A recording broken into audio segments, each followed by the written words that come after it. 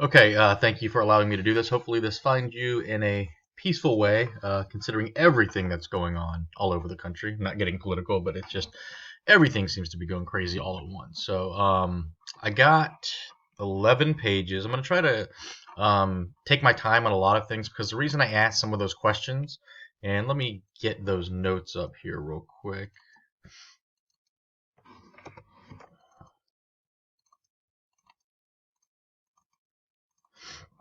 Okay, the reason I asked some of these questions, like, do you know what this is, the Fiverr questions, is because I want to kind of get an understanding of your expertise level, or understanding of like SEO in general. So it looks like you didn't know three of the questions, so that's okay. I'm gonna slow things down a little bit, so hopefully that's okay. I don't really prepare for these. I just do my notes. It takes me hours and hours and hours to put this all together, and so it might take. Sometimes you'll see me do something and it won't work, and I'll go back and correct it. And it may take an extra 15 minutes, but people told me they like that because they like to see if I make a mistake, like how would I fix it? Like if I say do this and it doesn't work, then I go correct it and do something else. People told me they like that, so I'm going to keep that in. But hopefully you like that as well. If not, I appreciate any feedback you give me. So let's first start off. Oh, and your job is, oh man, I think I would probably, I think I would just starve. I can't even imagine doing something like that. I kind of get freaked out on bridges, you know what I mean? So that's just unbelievable. And it reminded me, not to go off on too much of a tangent, of I was looking at some pictures last week of people that built the original Empire State Building.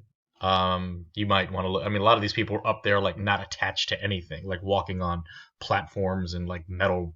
I don't know what they're called. Metal. I don't even know what they're called, but it's just crazy. I mean, there's all kinds of crazy pictures you can look at. So anyway, let's go ahead and get started. So first thing I'll discuss, you said you didn't know what a sitemap is, impression sitemap. So I run this blog, and I'm not trying to show it off. You can say I'm not a developer. It's just a hobby. I actually don't spend much time on it anymore.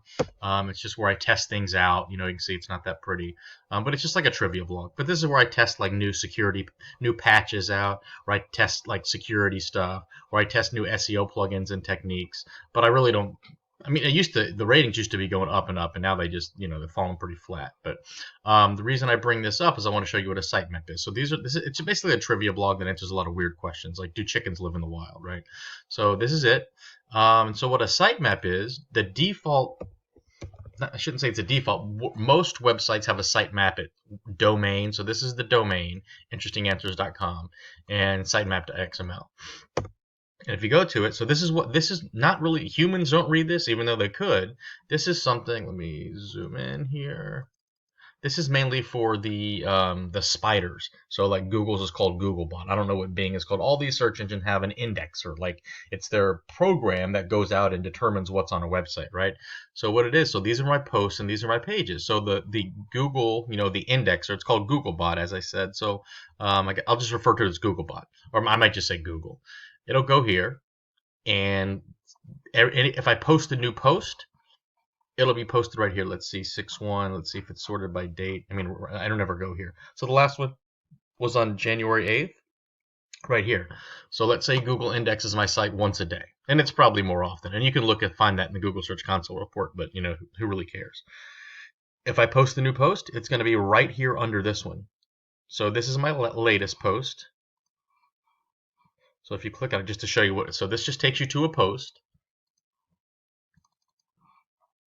right?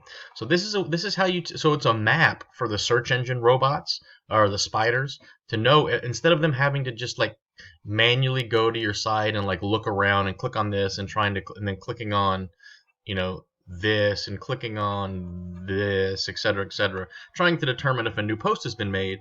It'll just refer to the sitemap to see if there's a new post and put it in its index. So that it's like a roadmap for Google. Now you don't have to have one. Google can figure things out, but there's no reason not to have one. So that's what that is. Now there's a file called robots, which is pretty standard. You can type this on most websites.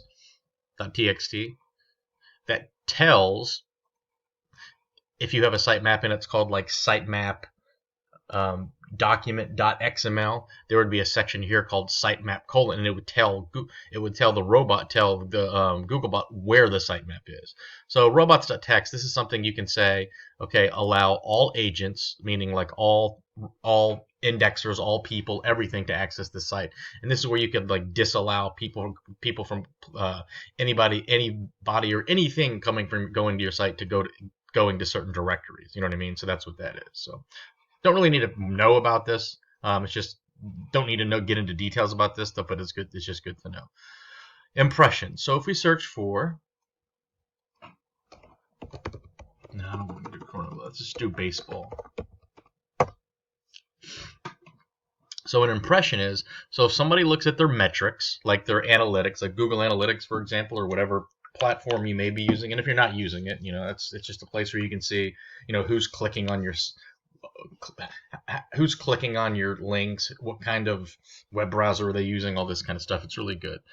So what it is, so if I click on baseball, so look at these websites. So this is from the domain MLB.com. This is from the domain Wikipedia.org. This is from the domain Baseball Reference, etc., etc. So if these people that own these websites looked at their metrics, they would have all gotten one impression, meaning one person clicked on baseball and their result was impressed upon me, right? So their result showed up on my in my results. So even if I don't click on it, it shows up and it's called an impression.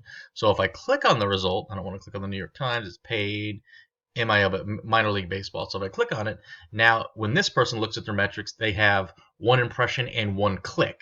So the percentage between the two is called the click-through rate. Like what percentage of people which percentage of impressions get a click? It's called the click-through rate. So if you show up 100 times in the search results here, and one person clicks on your result, you have a 1% click-through rate.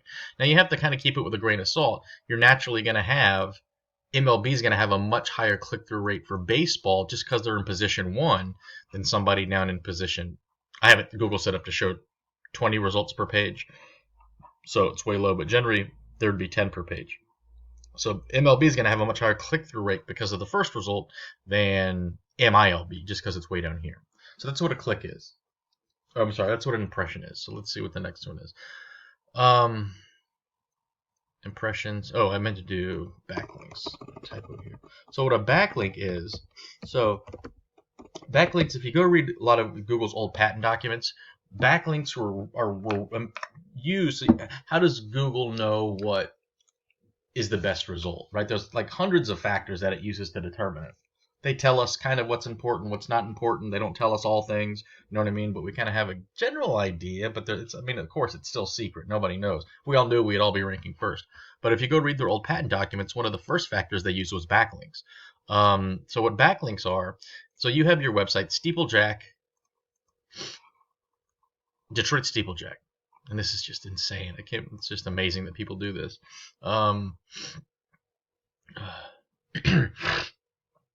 Excuse me, sorry.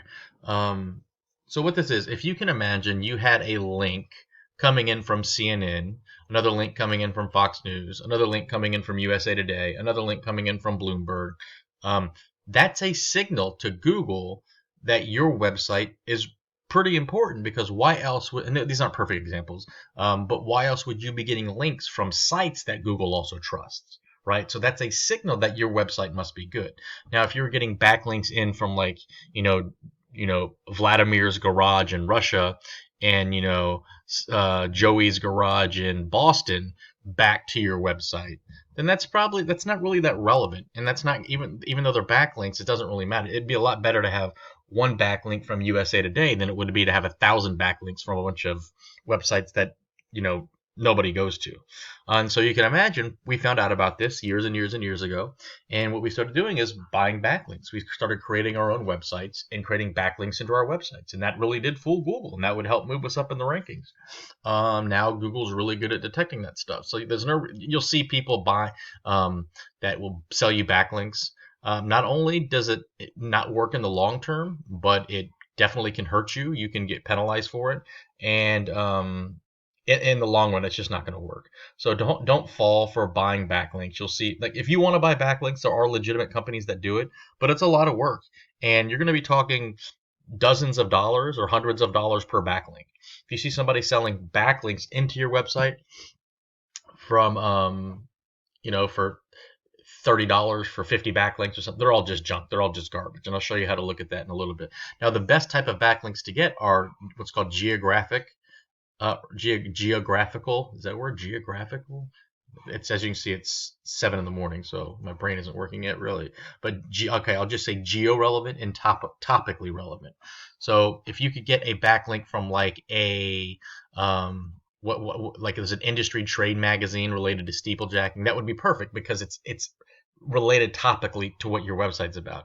Or like a backlink from a Detroit newspaper, that would be relevant. So the more relevant the backlink, the higher it's gonna rank. But all backlinks are not created equal. Okay, and just keep in mind that it's not all algorithm nowadays. So algorithm meaning like the Google, what Google determines to rank and what not to rank. It's also heavily based on how there's something called, just type this in since you may not be familiar with this. Google. I just got a new keyboard too, like 2 days, or I just got a new laptop, so I'm gonna make a lot of typos as I get used to this keyboard. So sorry about that. Evaluators. There's all these people. There's probably thousands of these people that, you go get one right now. You get paid like $15 an hour. Actually, it's not. It's probably maybe a backlog, but there's these people that go around and review Google search results. So it's not only just how the algorithm detects if your website's good. People are also looking at your site. So it's really about having, if you show up in a Google result and somebody clicks on your website, it's all about user experience. It's all, if a reviewer, a Google or search engine reviewer reviews your website by clicking on one of the results and it doesn't fit really what they were looking to do, then Google's going to go update its algorithm and make sure the result is more targeted to what the people was looking for. So just keep in mind, it's not all out. You can't just really fool the algorithm like you used to 15 years ago. There's people that are constantly looking at websites and giving Google scores on what they think the result is. So it's all about user experience. And let me pause it real quick. Okay, next let's move to what Google says is important. Now nobody really knows the top 3 factors. I don't know why the article worded it this way, but these are very important factors. So first is content. Now the content, I hate the word content is king, but it really is. You have to think of your website as more of an information source than you do want it to be just like a website for a company. Now that requires a lot of work, and I totally get that. But that's kind of how you have to think about it if you want to rank. Instead of just being like, this is my company, this is what we do. All that's really, really important, right? But that's so it's really important if you could just give a lot of good information to people. And a lot of people can't do it. Don't have a lot of time. So there's other ways, but that's really the best way to do it. So metadata. So what metadata is if you go to, let's go back to our baseball example. Baseball. So this is what's called the meta title, or just the title of the web page. This is called the meta description, right? So you can see the meta title here, or just the title. If it's too long, if it's over, I think 60 characters, it'll truncate. See dot, dot, dot. If the meta description is too long, it'll truncate. So you can see dot, dot, dot. Now, there's nothing wrong inherently with it truncating, but you just want to make sure whatever your title is, that it makes sense before it starts truncating. Because you don't want the meaning of the description to be over here. That in this, all this stuff doesn't make any sense. So this is the meta description. This is the meta title. So this is some meta stuff. Let me do this.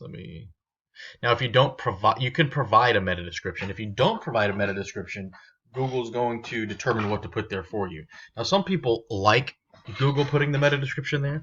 I don't. I prefer to put it there. Now, just because you put it there doesn't mean Google's going to use it either. If it thinks something's better, it's going to put something better. So it's just one of those things. If you really want it to stick and Google's not doing it, you just have to change it, then maybe change it up a little more. Then wait a couple weeks. If Google takes it, that's good. If not, change it up a little more. Eventually, you'll find some type of meta description that Google will keep. But if not, you're just stuck with what Google gives you. So I just want to point out that's kind of what metadata is.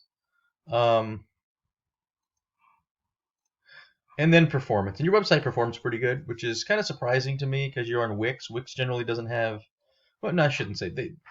I should say there's not a lot of ways. Wix is a good company, as far as I know. I've never used them, but I know a lot of people do. I just don't have. There's not a. I don't have. There's not, as far as I know, a lot of tools you can do to optimize a lot of things. I think it's pretty much you can set your website up and you just, there's whatever they give you, they give you. So those are three pretty important factors. I would say the first is probably I think it's all content user experience, right? Because you got to remember when the people come, when a search evaluator reviews your site, if it's a bad user experience, if it's really unattractive, if the fonts are too small, if the content's really thin, meaning it's not informative, if et cetera, et cetera, et cetera, then your website's going to rank lower. Moving along, no one really knows. As we said, there's hundreds of ranking signals, but nobody really knows what they all are. I've actually heard within Google, I don't think any one person knows entirely how this thing works. It totally could be false, but that kind of makes sense to me. It's kind of like, well, actually, this might be a myth as well. I think no two people like in Coca-Cola know the formula or something like that. Now that may be totally nonsense too. I don't know, but the point of hammering home is if it's probably, even if it's probably near impossible for any one person to wrap their head around everything, even if you have access to the code. But you can imagine if we don't have the code and we don't have like the bullet points of what our ranking skills, then nobody knows. So a lot of this is just experience, just like anything else. And the outdated techniques don't work. So like the buying the backlinks, that's what we went over. If you back in the day, 10 years ago, well, 15 years ago, maybe even 10 years ago, if you were selling dog food, you would have a web page that just mentioned the word dog food, dog food, dog food, dog food, dog food, dog food over and over again. But that's spammy. Google can detect that type of stuff. That's called keyword stuffing. So that's, you want to stay away from that. So it's a fine line between using no keywords, which you're not going to rank for. If you use a keyword 100 times, that's stuffing. Google's not going to rank you. So where do you do it in the middle? There's a fine line of how you want to use the your keywords enough to where Google understands this content is about baseball, but you don't want to use it too much to where Google thinks you're trying to game the system. And the goal of SEO is to drive traffic, which leads to clients, right?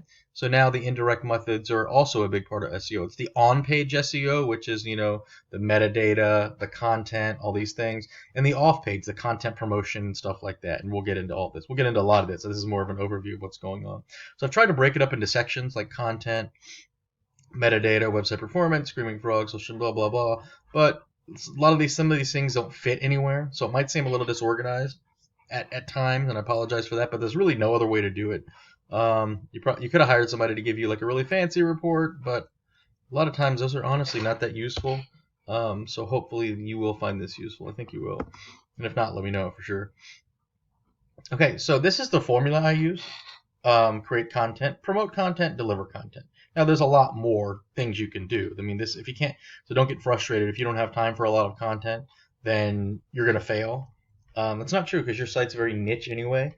It's not. If I searched for something, Steeple chase something, and you were the third result nationwide, so that's pretty good. So your website's very niche. So this is all very important, but it's not like you are like a men's fitness website, right? Where there's all kinds of the competition's not totally crazy for Steeple. Wait. I can't think of the word anymore. Not steeplechase. Steeplejack. Okay, so you want to build around the keywords you want to rank for and include them on your homepage. So you told me in that questions I answered, these are the keywords you want to rank for. So what you have to do is on your homepage, for one, I'm going to copy tower repair. I'm going to go to your website, and I'm going to go to your homepage, and I'm going to do let's go back here, and I'm going to do Control F up here, and I'm going to paste it in. I'm going to look for the word tower repair on your website. So you don't have tower repair mentioned anywhere on your website. So how does Google know that that's something you want to rank for? Right now, Google's good with the machine learning and the AI and the artificial intelligence. It can like pick up synonyms and it might be able to figure out what you're doing. But there's no reason not to give Google tell Google explicitly what words you want to rank for. Now, if these are the main keywords you want to rank for, tower repair, steeple painting, fiberglass steeple. By the way, this blue thing is a note for me. So SERP equals search engine results page. So I'll show you that in a second. So I would have for each one of these, because content site structure matters. Site structure is very important. I would have a landing page. So this is a landing page for domes. This is a landing page for steeples. Now it needs to be a lot more. There needs to be a lot more to these landing pages.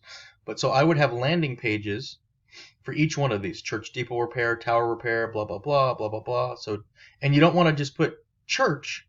You want to make sure in the title you put church steeple, or you don't want to put just church steeple. You want to make, because I mean, obviously, if somebody's looking on your website, if they click on church steeple, they know that they're talking about church steeple repair. But you want to make sure you use the entire phrase for algorithmic purposes. So tower repair. So is this church tower repair? What kind of tower repair is it? Steeple painting?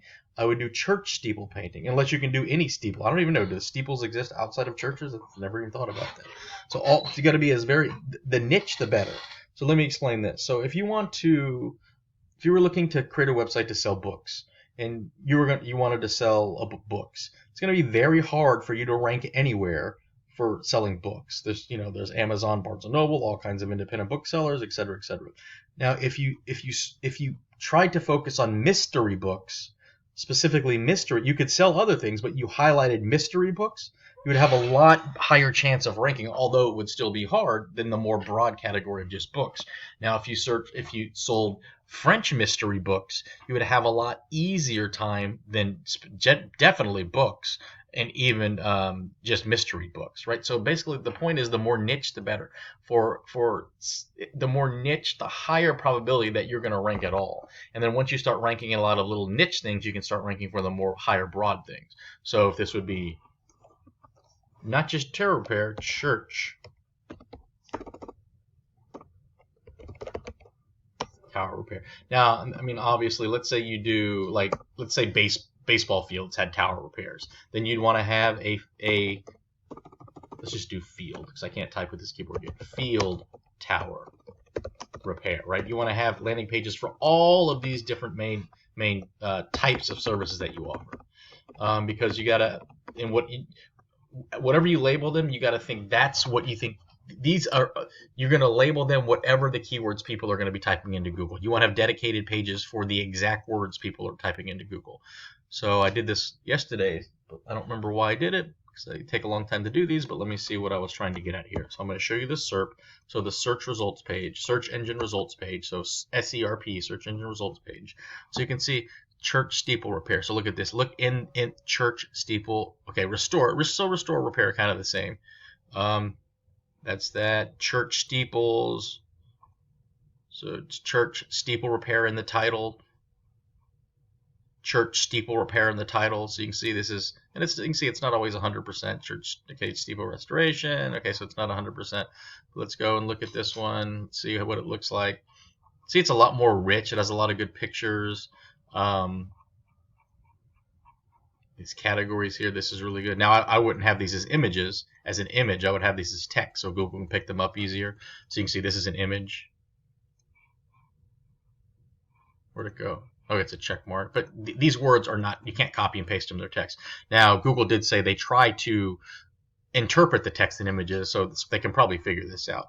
But this, I mean, this is still actually pretty thin. I mean, it's pretty good. They got some good text here. But seeing this just looks real professional. Nice pictures, nice media. It just looks a lot more formatted. So the point is, you just want to use the keywords people are actually using to create the structure of your website. Now this is really good here. A lot of good keywords here. So what I would do is I use this. Okay, so you might be wondering, well, how do I create this page? I mean, how do I know what to write? You really don't have to know what to write. You want to look at the results that are ranking, the top results, the top 5 results or so. Go to each one of them, see what they look like, and kind of copy what they're doing. You don't want to copy, because Google can detect these things. You don't want to copy and paste, but you want to take the idea. But the main thing you want to do is go to this extension SEO Quake. SEO Quake, it's free. I use as many free tools as possible. Then go to page info and focus on the keywords that these top pages are using. So steeple repair, church steeple, steeplejack LLC, CS steeplejack experience. Okay, these are repair, restore, painting, roofing. Okay, these aren't really that good. Church steeple repair. But so these are nothing really unique here. So you might want to do restoration would be, if you don't have restoration, that's a word I would include on the page. Painting looks like it might be kind of, let's just go to another one.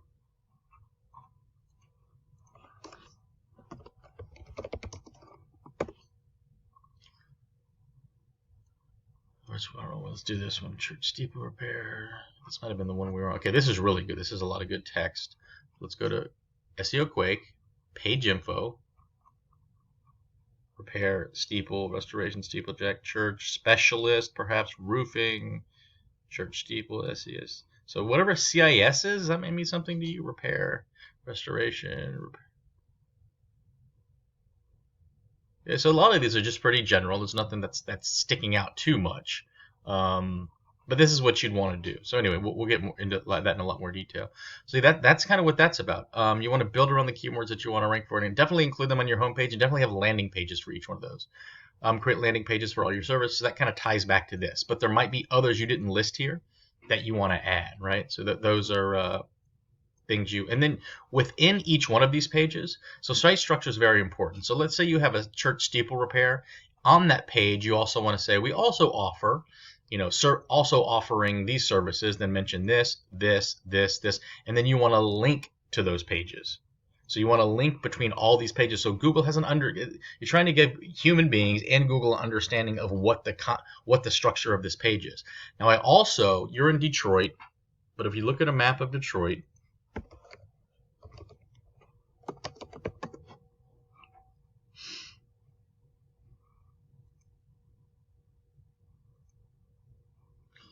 so Detroit, which I've never been to. You have Dearborn, so I'm assuming, I don't know, what is this, 30 minutes from Detroit, like all these surrounding areas. So I'm sure, let's say you do business in Detroit, Windsor, Dearborn Heights, Redford, blah, blah, Southfield, blah, blah, blah. You want to have a landing page for the overview of the services you offer. So what's one of these cities again? Let's say Windsor. So you'd have a landing page for Windsor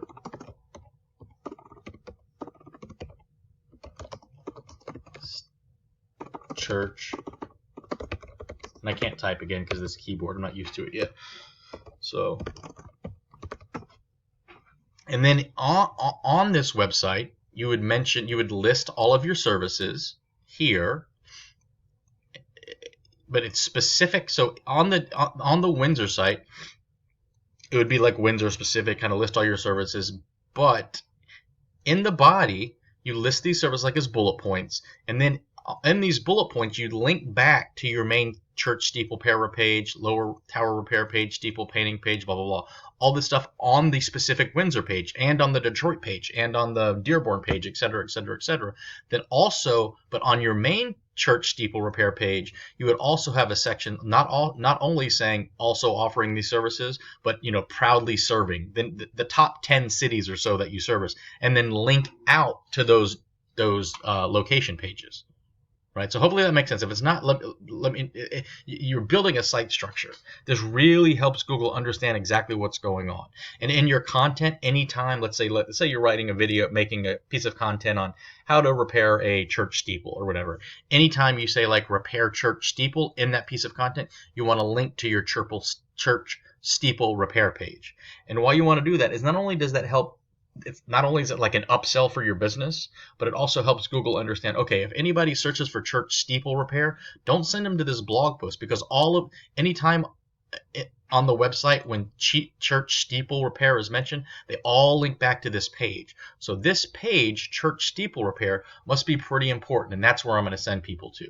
Now, why you want to have this Windsor page is because Windsor church steeple repair, people are going in Windsor, if somebody is a church and they need church steeple repair, they're going to either do this. They're going to either do church steeple repair near me, and if they're in Windsor, Google knows that, or they're going to type Windsor. So if you're not specifically typing in Windsor, there's a lot less likely chance, lot less probability that you're going to show up.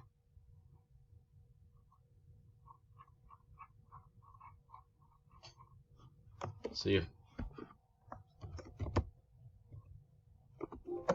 Okay, so this is a good sign because this doesn't even mention Windsor, so this is actually a different city altogether, Nashville. So this doesn't even Windsor's not even mentioned. So this is I don't think you would have a hard time ranking for that at all, right? So and I don't know how much traffic are on these terms, probably not a lot, but there's no reason not. So there's a lot of landing pages that need to be created, so it's a time consuming thing. But this is something don't expect to knock, and you can hire people to do each one of these pages. You can hire somebody to do them for like $50, right? So I'd have to go count, but you probably need like 20 landing pages or something like that. And if you want, I can refer you to somebody that can do these for you.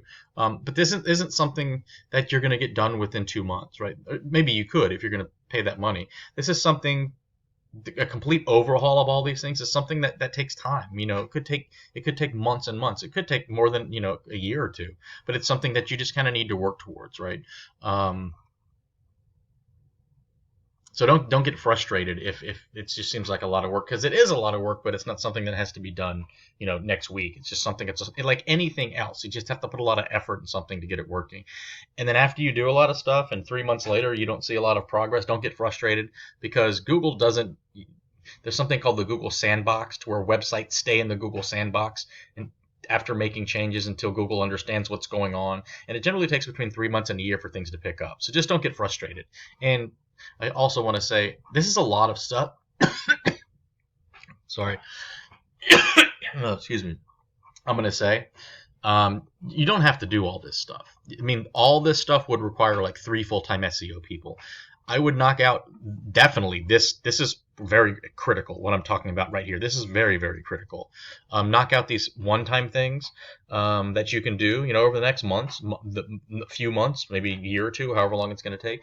And then the ones that you can focus on ongoing, focus on those. Try them out for 4 months. If they don't work, then move to something else. You don't want to move to something else too quickly, because a lot of time, like I said, it takes Google a long time to pick things up. If you do something for 2 months and it's not working and you get frustrated and stop, you may have not given Google enough time to pick up what you're doing and reflect it in its search results, right? And you're also should mention, let's say this is January, February, March, July, December. If you start doing stuff, your traffic's going to be like this. It's not going to do much, and you'll get frustrated and stop. But eventually, it's going to start peaking up. It's going to start going like this. Now, there's definitely a limit to people searching for a church steeple repair, right? So that's just there's only going to be so much you can do. But as it goes up, you're going to see a lot of like this, these ebbs and flows, and people really get scared when they're here and they get to here and they think they did something wrong, because let's say this is over a month period, they think something's wrong, and they call somebody like me and go, oh my god, I'm going down in the ranking, what's going on, I need to fix something. A lot of times if you just wait it out, you'll get back to here. So the point is, things are going to ebb and flow, but you don't want to panic unless things are. I generally don't do anything unless things are consecutively going down for about 4 months, because it's just the nature of the beast. So hopefully that all makes sense. This is probably the most, other than content which we'll get into, like other good type blog content, this stuff is probably the most critical stuff to focus on, in my opinion. All this stuff. Let me do this. Did it get it? Let's see. Okay, and I mentioned here on your homepage in the footer. So the footer is, let me get rid of this. Let me close all to the right. Boom. Is this you? It's not you. Somewhere in here, like down here, I would say proudly serving, and then list the cities. And in these city lists, link out. Even if you don't have those landing pages for your cities yet, you still want to go here and list those cities saying proudly serving, or you can do it here anywhere. But I like to put it in the footer so it shows up on every page. So proudly serving, Dearborn, et cetera, et cetera, et cetera. Now don't be too spammy. If you list like 50 cities, Google's going to detect that and it's going to put you down, possibly penalize you.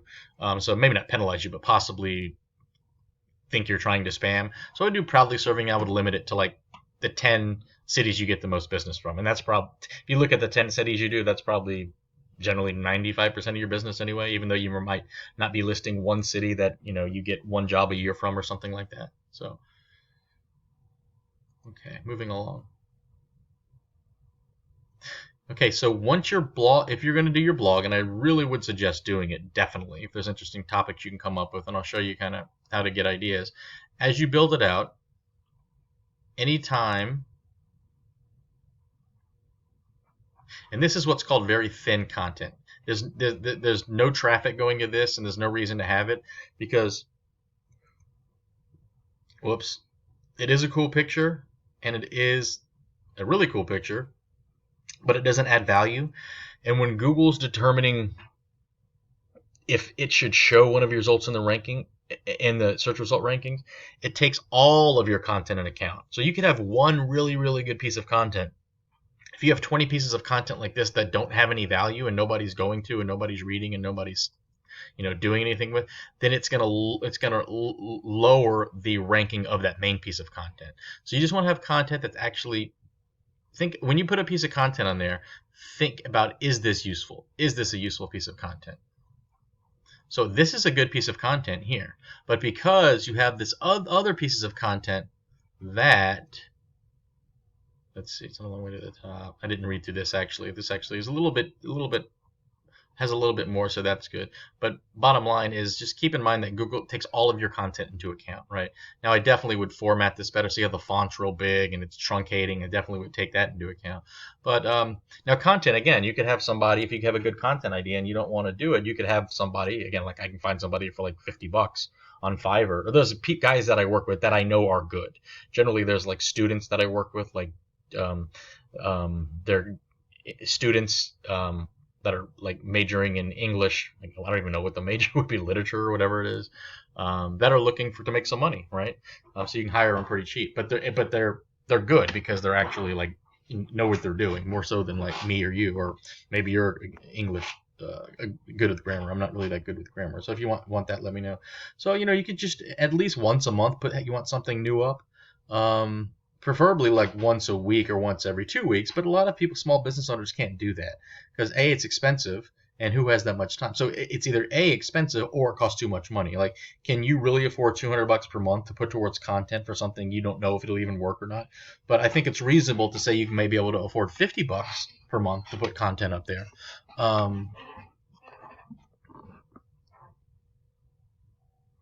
Or if you could have the time, it takes, for me, when I write content pieces, let me just show you. And I haven't wrote a new one in a long time. Was Tang really invented in space? So I put this together. So you can see this isn't that long of a content piece. It's very short, but this took me a half a day just to do this. So what I really do, I don't know the answers to this stuff, so what I really do is I Google around and I look at the top results, and then I kind of take and I look in the comment section for these posts if they have them, and I put together a content piece that just kind of combines the answers into a better piece of content, right? This is a little bit longer. So you can see here, I basically went to these websites, I got their answers, and I combined them into a much more concise answer. And I like putting my posts in 5W format. So like who, what, why, when, where, why, or who, what, why, when, where. I think that's 5, basically, because that's what people are typing into the search engine. So I could make the title grain, whole wheat, white, multigrain bread, dash. What's the difference? You know what I mean? That works, but I like typing exactly what people are typing into the search engine. What is the difference between blah blah blah blah blah, right? So that's that.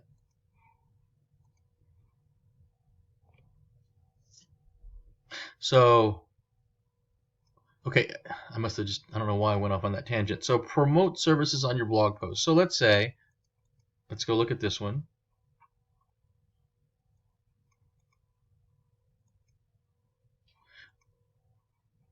Okay, so you have a service for replacing old shingles, let's say. So in this content piece, we went over this a little bit up above.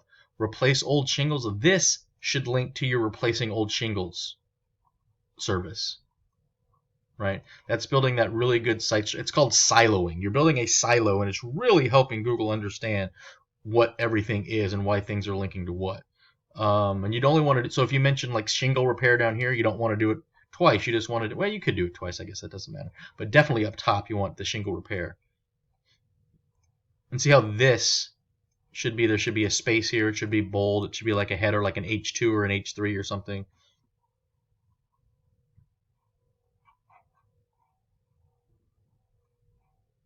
and this should be like Detroit, Michigan, or at least M capital I. So all this stuff matters. Google takes all this into account, right? It's all a lot about user experience. So it may not matter to you that your, and if you ever want to see what Google has indexed for your website, you can just do site : then your domain, and you'll see what Google has indexed for your site. So the point I'm making is, I thought you had some lowercase stuff. I'm looking at the titles. I thought some of these were lowercase. So, okay. Well, while I'm here, like, see how it says towers? This meta title, this title of this page, what does that really tell Google? It doesn't say much of anything. So what about towers? Like church tower repair or whatever. And we'll get into that a little bit more as we go along. Okay, well, ignore what I just said. I thought I was going to make not what I just said there, but what I was going to try to find something to suggest, but I misremembered what I was what I thought was going to be there.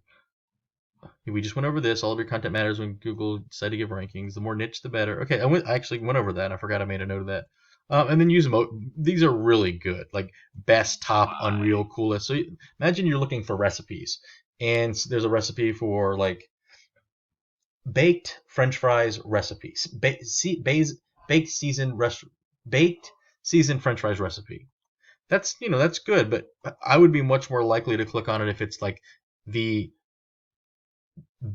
Mama's best homemade seasoned French fries recipe. You know what I mean? Something that sounds real marketing, stuff like that. Now you just use it cautiously. You don't want to do too crazy with it, but if there's ever an opportunity to use a very emotional marketing buzzword, you want to put that in. So create and conquer. So this is the technique I use to come up with content ideas for content that people are actually searching on. So you can write about anything, but what are people actually searching on? And then also, am I going to have a decent chance of ranking for it? And how to write it. So I'll just give you an idea of how this works. So there's a couple extensions that I have. So I have SEO Quake, and it's been buggy lately. It should have, I don't know why it's bugging out. So let's do this. Let's turn it back on. I also have Mozbar. So here's SEO Quake again, SEO Quake, and then Mozbar, which is kind of buggy too right now. So where's the big M?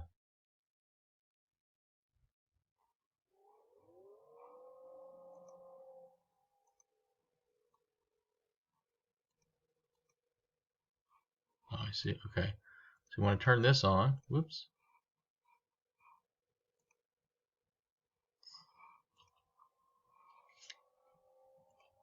These can be SEO Quick's generally not buggy, but Mozbar can be buggy, and I don't know why. Okay, it's showing up now. Let me test something. Let me just type something in, and I'll explain all this in a second. I'm looking down here at these panels that are showing up.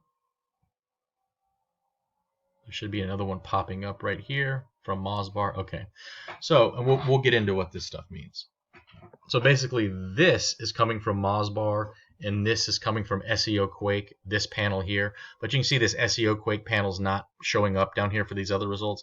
And sometimes this happens from time to time. Google will change something. So the creators of these panels, of these extensions, will have to go recode something else. So this will probably be working in a couple days. So, okay, so how do you get content ideas of things people are actually searching on, right? You don't really, how do you know what to write about? Now, like, what do people ask you all the time? That kind of stuff. But you could just go to, like, Steeple and type in Steeple Jack. So these are from answers.com. When was the Steeple Jack industry created? What is a sentence for steeplejack, whatever that means? What is a steeplejack? Where would you find steeplejack working? So these are all kind of just fun clickbait ideas, which is really good. A steeplejack, blah, blah, blah, ladder, blah, blah, blah. So you could like review ladders or something like that. Probably wouldn't want to do deaths. Steeplejack, nailers, So these are things people are actually searching. And now these aren't really that good. Falls would be long. That I could see me watching something like that on YouTube. I mean, as long as somebody didn't die, that would be kind of good. As long as it wasn't too dark. Steeplejacks of America. What is a steeple? That's always good. What is a steeplejack? That's total clickbait because it's a 5W. So what is a steeplejack? Okay, so these are still very broad, right? Because this is a very niche thing, so it's going to be really hard to, come up with a lot of ideas. So if you did like carpenter, there'd be a lot more stuff. Carpenter. Let's just do like wood. Let's do car repair. Where can you download a free Yamaha upboard moto? See, car repair. There's just a little, let's get off. Let's get off. This isn't a lot showing up here right now. But this is something I don't really use this that much, but I just want to show you. Some people do like it. So let's do Steeple Jack. What I like to do is I have keywords everywhere, which hopefully wasn't turned on because it costs money. It's only a few cents per search. It's not that big of a deal, but it's something you don't want. There's no reason to spend money if you don't want to, if you don't need to. So what you do is you turn that on, then you search. So keyword surfer, based on this seed word, these are keywords. So you can see these are things people are searching on. Steeplejacks. Let me zoom in. Let me just do this. Steeplejack job, Steeplejack book summary, meaning, salary. So you can do stuff on salary. There's not a lot. There's probably, it would have to get into more like specific topics. So Steeplejack scaffolding, something about scaffolding. So this is stuff people are actually searching on. Church steeple installation, that would be really interesting. How to install a church steeple. That would be like a step-by-step guide, which would be really cool. Steeple cleaning services. That's not really. That's more of a service page, though. So just to give you an idea, since it's such a niche thing, it's really hard. That's why I was saying about the content. It's going to be hard for you to come up. Well, I don't know. I don't know your industry. There's probably a lot of very specific things that you could do. So like church, you can see like if you were doing something on churches. Catholic Church, Latter-day Saints, Catholic Churches, Baton Rouge Church. Oh, these still aren't. This is very surprising. What happened to churches? Well, that's not good. These are all still very broad. These are very vague. It's very interesting. Normally, it's not this. Okay, so that's a way. And again, it's not a perfect example, obviously, just because it's a very vague thing. So answer the public is a really good one. I like this. So if you get 2 searches per day, and if you need more, you can use like a VPN or Tor, so Tor. You can Google that if you want, or I can help you understand it if you'd like. Let's search for like baseball, just so you can see. Let's just do cat, so you can see. There's got to be keywords in your industry that are a lot more that people are searching a lot more than just steeplejack.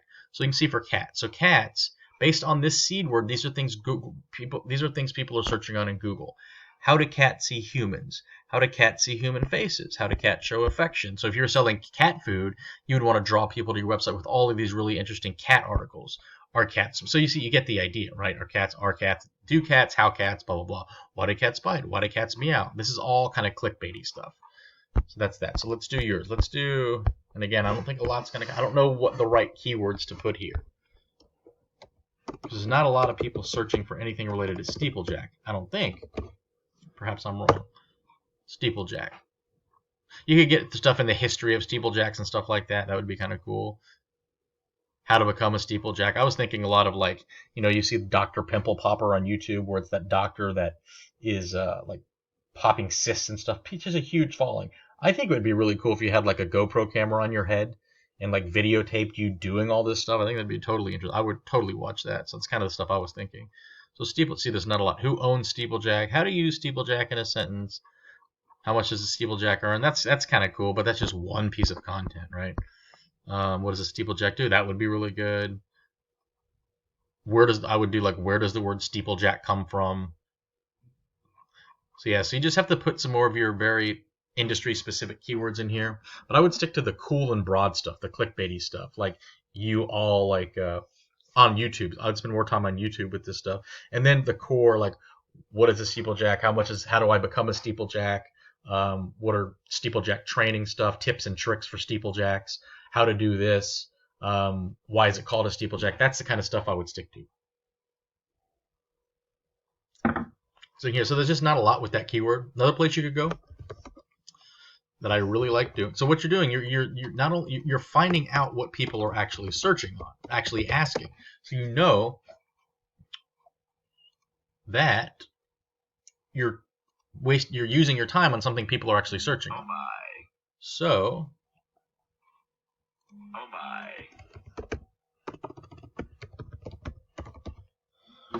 pause pause my phone, turn my notification off. Okay, steeplejack. So steeplejack. Let's see what people are asking. So these are, you can't even see anything. Wow, this is crazy. Search steeplejack. Yeah, so I just don't know the right keywords to put in here. So let's just go to cats. I'll show you what I would do.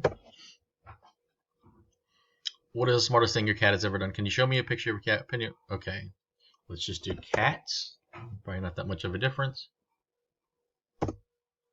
So Quora is a question and answer site, and man, it's being buggy, obviously. So you're finding questions that people are actually asking and looking for answers to. What is happening? Let me go change it up here. Cats. And it can't find any results for cats. Something's really buggy right now. Okay, I'm going to have to start over.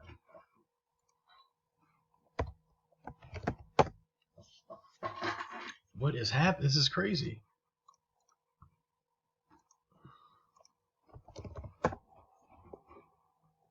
Okay, let's let it slow down and let it load. Cats. It's getting rid of my TS. This is nuts. Cat. Let's just do cat again. This is unbelievable. And obviously those questions for cats because we saw them. Let's go to a different web browser. Maybe that one's buggy right now.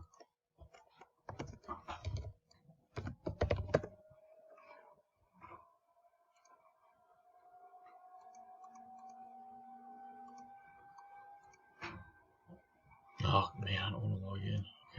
Okay, good. So we'll just do it. So these are questions people are actually asking. So how do I prepare? Okay, see, this is it's gonna get into the cat test stuff. What is the downside to having cats as a pet? So if you were selling cat food or something in the industry business of something cat related, you want to see what people are asking, write these content pieces. So what I do, I look at it. Let's say I'm selling cat food or cat toys or cat litter or have a cat store or anything. What I would look at it, I would first of all, if there's a lot of answers, you're just gonna get lost in the mix. So I wouldn't spend time on it. Sometimes I would, but generally you want to find look, all these answers, right? So you're just gonna get lost. So many, and this is, what is it, 30 answers or something like that. So it's not something I would probably write on, but you still could write it down and add it to your list of content ideas. I generally like to find content. Now with Steeplejack, it's gonna be slim pickings, I would think. So do cats love their owners? So let's look. It's still a lot. It doesn't mean you can't do it, right? But you're not giving yourself a statistically higher chance of ranking if you're to get noticed in these results. So what I like to do like past week. Now depending on the competition, you might be able to do past day. So my cat eats dog food. Blah, is this normal? So you could have an article on can cats eat dog food? And since it's in the West last week, it doesn't have a lot of answers. It still has more than I would think, but this is okay. So what you'd want to do is you would, if you don't have this content piece, you'd want to go create it, and then you would respond to this question, and you would kind of summarize your answer, then link out to your website saying, according to this, blah, blah, blah, then, summarize it, but then, so according to this, it is safe, blah, blah, blah, blah, blah, then do a little paragraph. Then you can also do another paragraph, then you would write like, this website and link to another website that's not yours, because that seems a lot less spammy. If people, the algorithm and people aren't going to think you're spamming your website, if you're linking to multiple websites. It'll just like, okay, because what a lot of people do is they come here and they spam their website in these answers. But if you're linking to multiple domains, just make sure you link to yours first. I don't think anybody would think that you're linking to your website. So I use burner accounts on these. I don't like it looking like I'm posting as an owner of a website. So I would have like Sandra Taylor, like law clerk or something, right? Or this is good, long cat servant, right? So this is, even if you don't write this content piece, add it to your list, right? Because it's going to be hard to come up with a good content idea when you need it. Add it to your list. Now you can do this you can go to Quora, get questions. You can go to Facebook groups, get questions. All kinds of places you can go. So let's see. Moz SEO Quake along with Quora into the public. Okay, so let's find something about actually steeplejacks.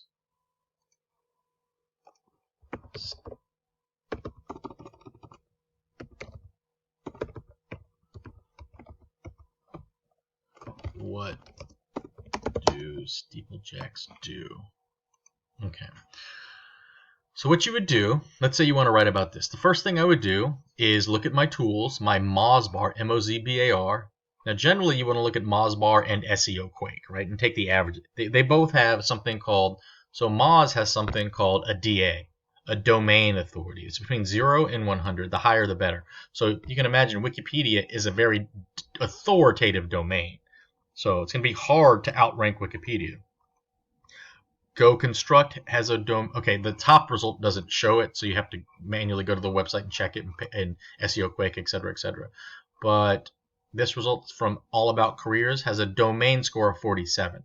If this was working, you would take the DA 47 and then the domain score, which you would see here. Let me see if I go to the website, if I can get it from SEO Quake, or is it just totally buggy right now?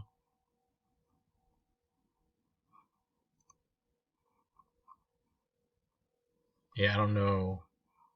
So they have something called a DS. Okay, so I wouldn't worry too much about it right now. And after you get to do this for a while, you'll just get a general understanding. Whoops. You don't really need to look at a lot of these scores because you understand what's what.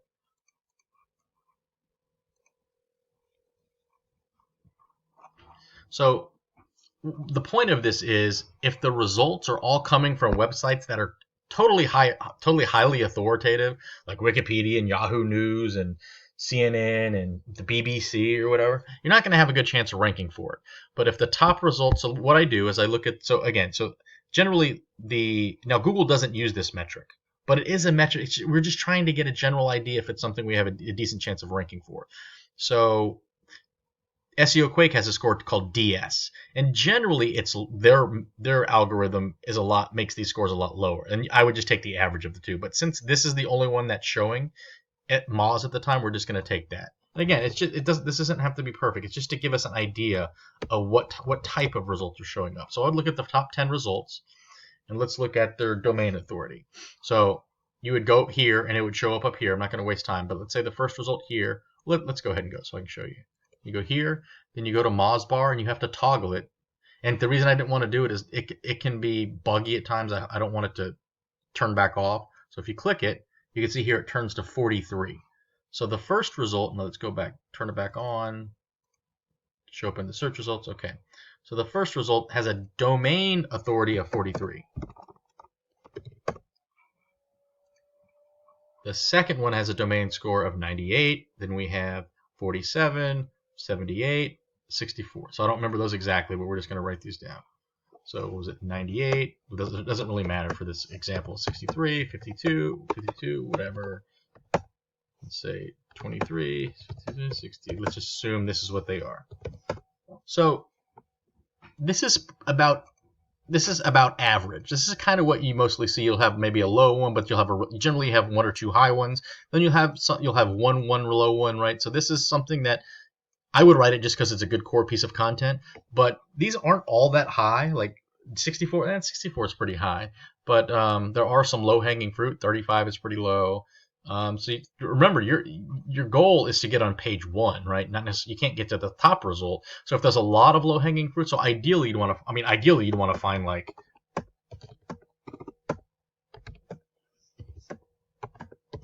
something like that, but that's very, very unlikely. This is generally the kind of stuff you're going to find that you want to rank for. You'll get like a 92, 76, a 12, a 32, a 43, a 9, a 15, 32, 21. So there's a lot of places on the front page where you have a chance of ranking for, right? So there's a 12, there's a 32 still kind of low, 43 that's getting up there, 9, 15. If you can find a lot of these in the teens and lower, that's something you have a decent chance of getting on the first page for. Now, it doesn't always work. Even if the first page is like this, 92, 81, 90, 91, 74, 56, 78, 82, 90. Let's say it looks like this. I've seen people still get on the front page, right? They'll do it and they'll rank like 32 and they go right there, even though it doesn't make any sense. But these are just, what I'm telling you is this is giving you a statistically higher probability of it working. It doesn't mean it's going to work, but it's giving you a statistically higher probability. So let's say you've decided to write this piece of content, which I would just because I think it's a core piece of content, that this is a clickbaity type of thing. Like all the content on my website is clickbaity type of stuff, right? Stuff that's just like people are wondering, the kind of stuff people search when they're in their car driving and they go, oh, I wonder if there's pumpkin and pumpkin spice, right? I can imagine somebody typing in, is there, what was the question we're doing? Oh, what does steeplejacks do? I didn't know that when I first saw your information come in. So you might be wondering, this is all good stuff, good and fun. It's going to drive traffic, but how is it going to increase the bottom line?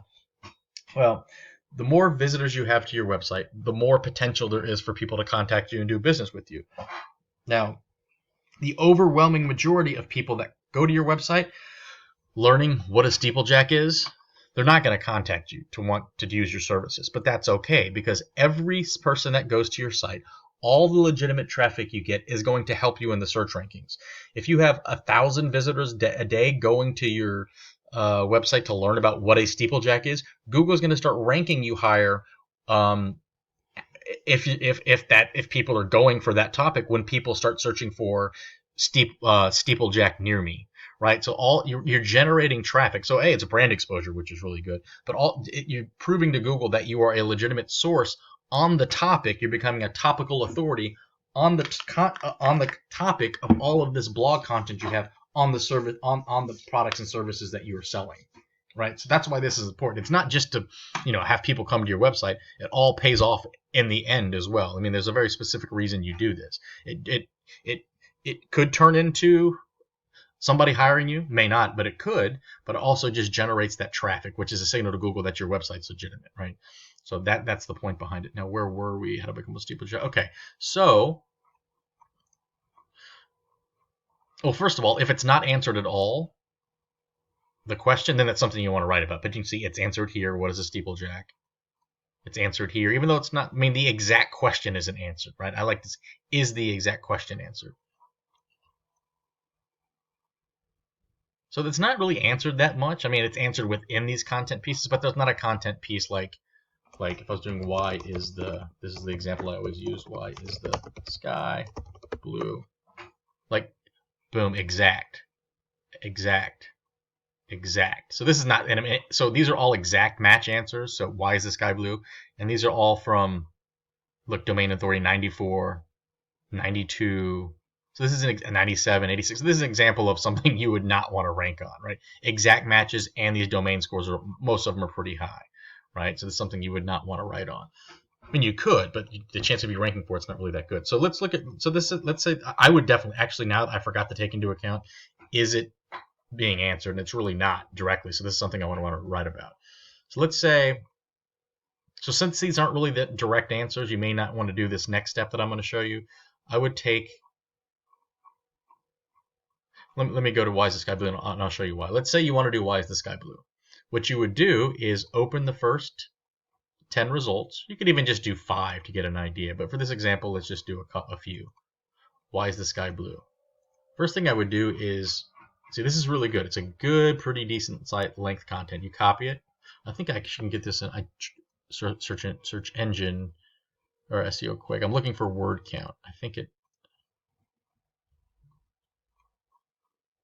Okay, 986 words. So what I do is I go to my notepad. Okay, 986 words. So this is 986. This content piece is 986 words. This one is SEO quick. I have to remember to use this tool. I just generally go to a word counter website and paste it in, and it tells me. So 757. So what you're seeing is, let's say the next one is 420, 412. The next one is 12, whatever. This one is 560. So let's say these are all the averages, right? These are all the word counts of the top results. And I'd keep going a few more up to 10.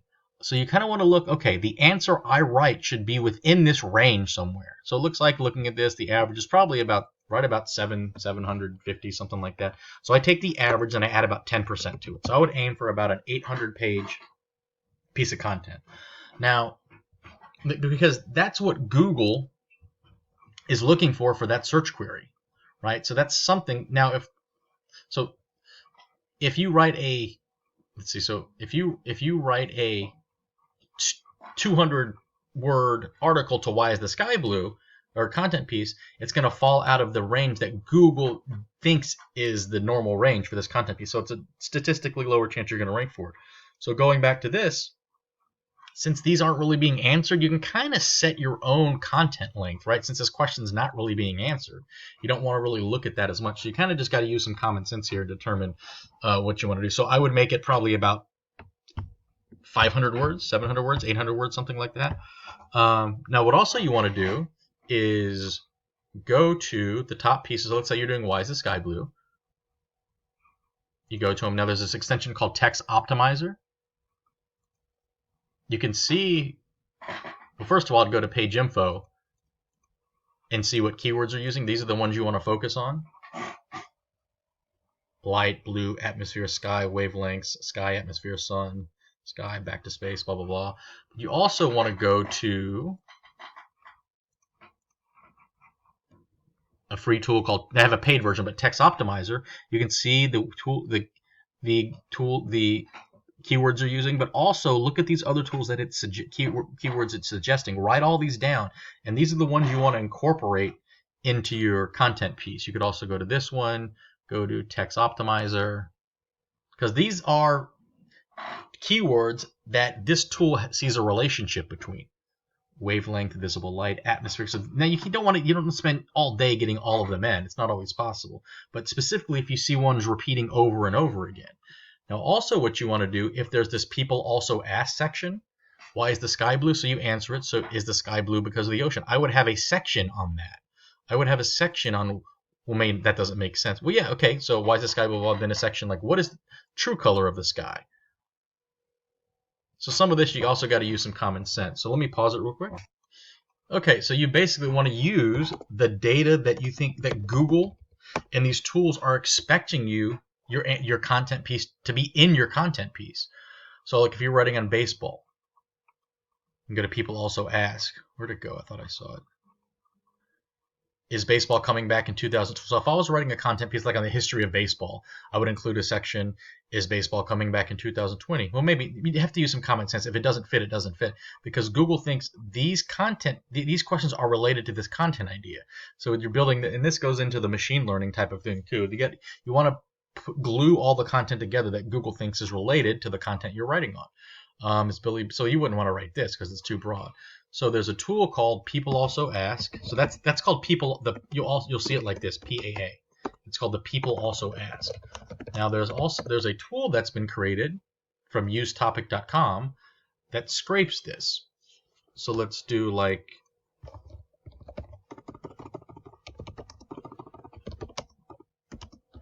because what you see in People Also Ask is going to be different.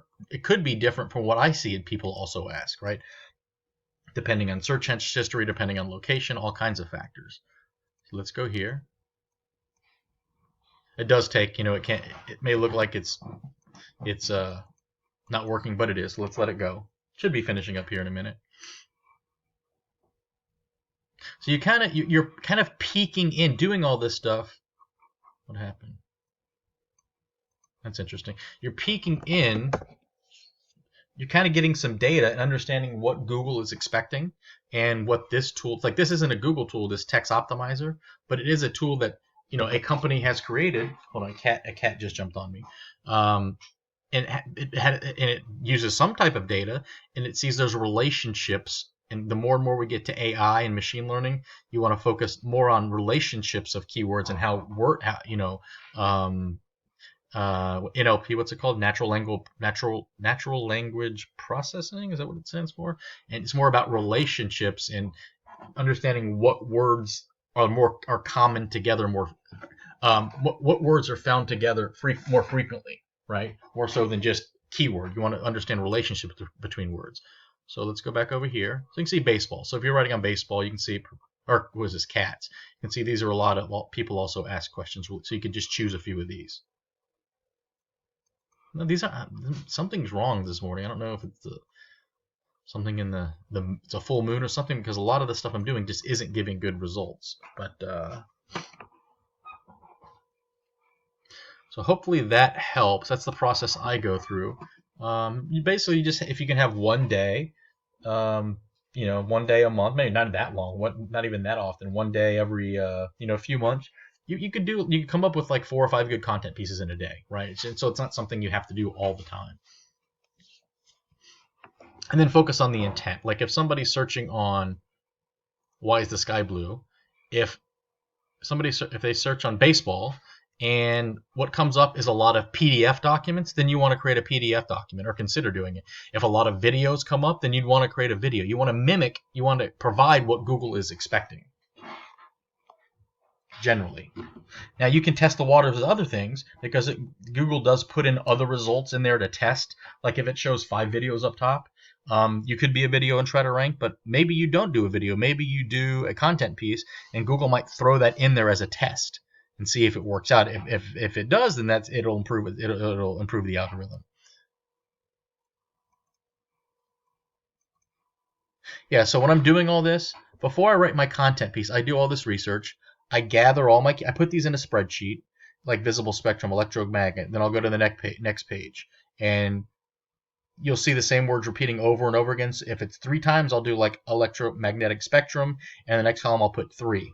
And I'll take the keywords that are appearing the most in these tools, and those are the keywords that I'll focus on. And I'll get my people also ask categories and think about, okay, these are the keywords I need to write around, and these are the sections. So like when I say categories, I mean this or the.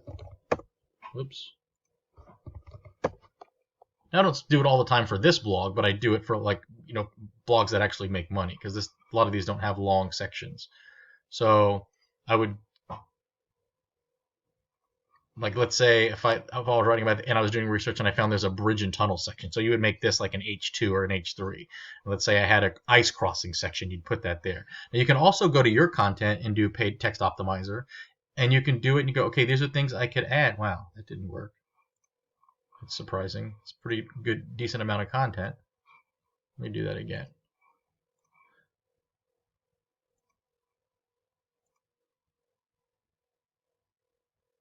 Let's see what pops up. Yeah. What is that? Let me do this one more time. See, it's showing a lot of weird text. It could be that I'm logged out or something. Let me do this.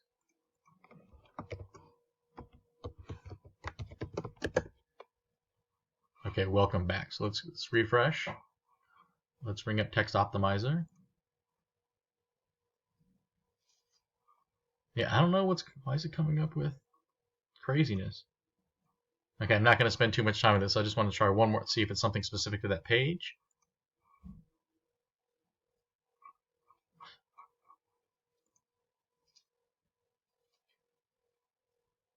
Okay, see how this works? So I'm using the word wheat, I'm using the word whole grain. So I might want to incorporate these words into my content. Like I didn't use the word cereal. Okay, that's interesting. I probably, depending of my being able to pay rent on this content piece, I would probably go, of course you don't want to do all these, but just go the ones that you think, like you can kind of look at this and go, refine, okay, that might fit. Like ancient grains, that would be good. So I might want to put what is the difference between whole grain, whole wheat, ancient grain. Add that to the content piece. So you can really just get a lot of good ideas here. I don't know if these are sorted by which ones I think I've always assumed they were. That this is the most common one, wheat flour. Let's see if I look down here. Cinnamon, yeah. So I generally focus on the ones I see on the top page, but I don't know. I just thought about that. I don't know if I should be doing that or not. You just want to look through and you can get all kinds of good keyword ideas. So that is that. Yeah, let's say you get a lot of energy one day and you have 3 pieces of content built up. You don't want to send them all at once. Stick to a schedule. Google seems to like consistency, and also just from your people that subscribe to your content or read your content, you don't want to just schedule them out. Go where they go. So that basically means any people that are your customers. So I guess owners of churches, pastors. It seems like that would be your big main business. I don't even know if there are owners of churches. I guess those would be the pastors, wouldn't they? I guess the bigger churches have owners and CEOs and stuff like that. But wherever those people go, like Facebook groups and all these places, those are the places you want to be. You want to see what they're talking about, and you just have to wait for your opportunity to offer your services and do it. Now, what I like to do in these places, I rarely promote my services directly. What I do is I like to post my content from an account that's not for me. I kind of play like some random internet user, and I go, I just found this out. This is really interesting. And then within my content is where I upsell my services, right? So I would do that in places where your possible customers are. So any articles that don't fully answer questions and answer those, then check the comments. And if it's related to your service and your product, your services, this is something you want to write about. Then aim for a keyword density of 1 to 2%. So what this means, and again, these pages are not optimized. So if you go here and go to SEO Quake, this keyword, this is actually pretty good. I'm focusing on these bread grains. So whole grain appears, this is actually a little high, 2.9% of the time. So what this means, if I wanted to focus on the keyword whole grain, I would want it to appear with between 1 and 2% of the time within the content piece. Like if you were trying to rank on whole grain and whole grain appeared like once and it had a density of like 0.3%, you're not telling Google, it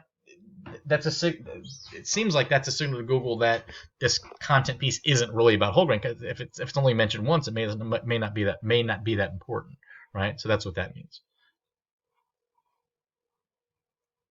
So make sure you put your keywords in your title URL towards the top image name. So your URLs are not written really that good. So not good at all. So your URL, see here. Let's see here. Let's go here.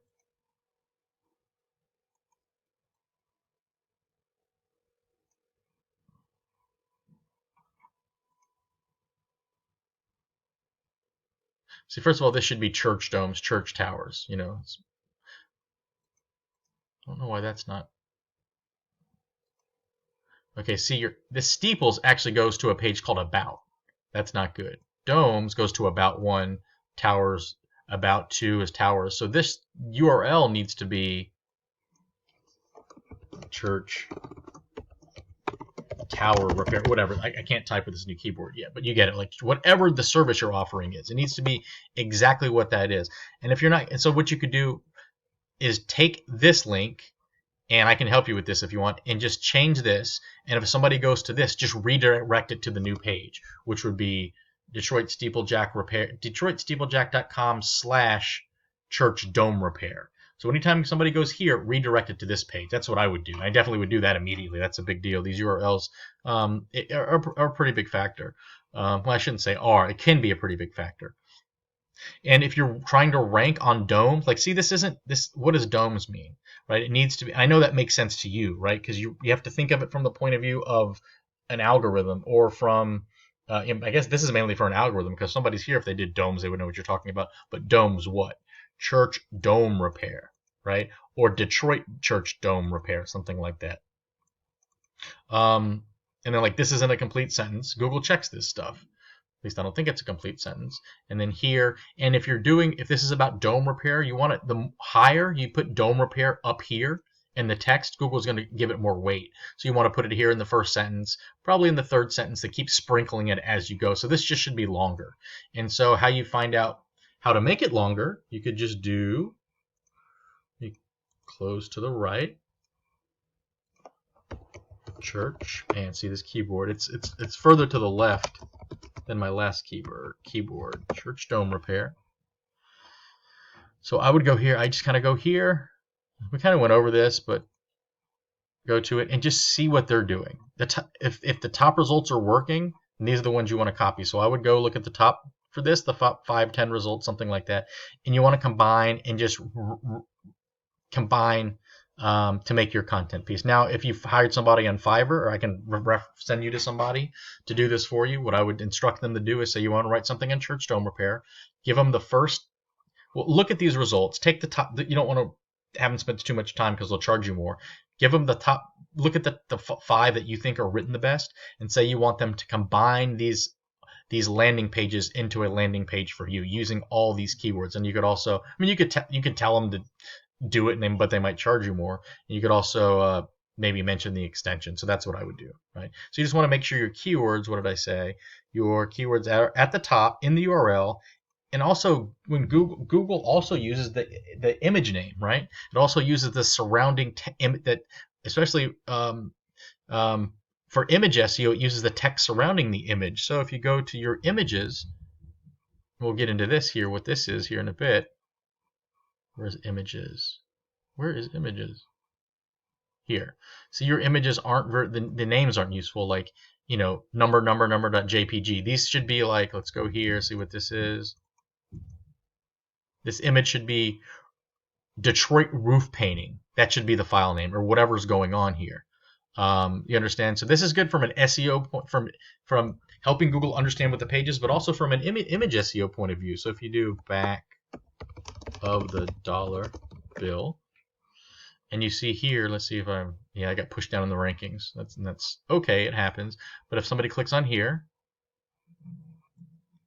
and they click on here, and they click on here, so this is image SEO, it goes to my website, right? So look at, so back of the dollar bills up here, it's in the title, it's in the image name, it's up here towards the top of the content, it's in the alt text for the image, and it's in the content as we keep going below. I think I covered all that. URL towards the top, image name, yeah, and the meta description as well. What are you asked over and over again? And you need an FAQ, right? So there's people always have frequently asked questions. So up here, FAQ. What are the questions you're asked over and over again? Like, is there insurance? Again, this is all you have to do for this is go find FAQs. I mean, because you're in this business, but if you're just like, oh God, I don't know what to put here, you can just go to other companies, like these are competitors you mentioned, and go see if they have FAQs. And kind of just copy them from them. And you'll find some. You may not find it from these. Okay, here we go, FAQ.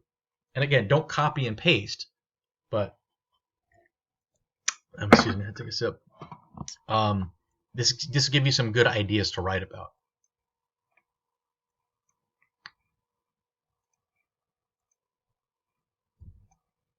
Yeah, definitely don't plagiarize or duplicate content.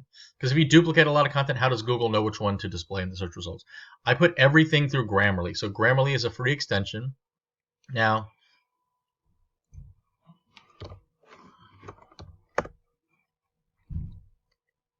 they have a paid version, which is really good. I actually used the paid version for a couple of years, but it really improved my grammar to the point where I really don't need to use it anymore. So look at my keyboard, man.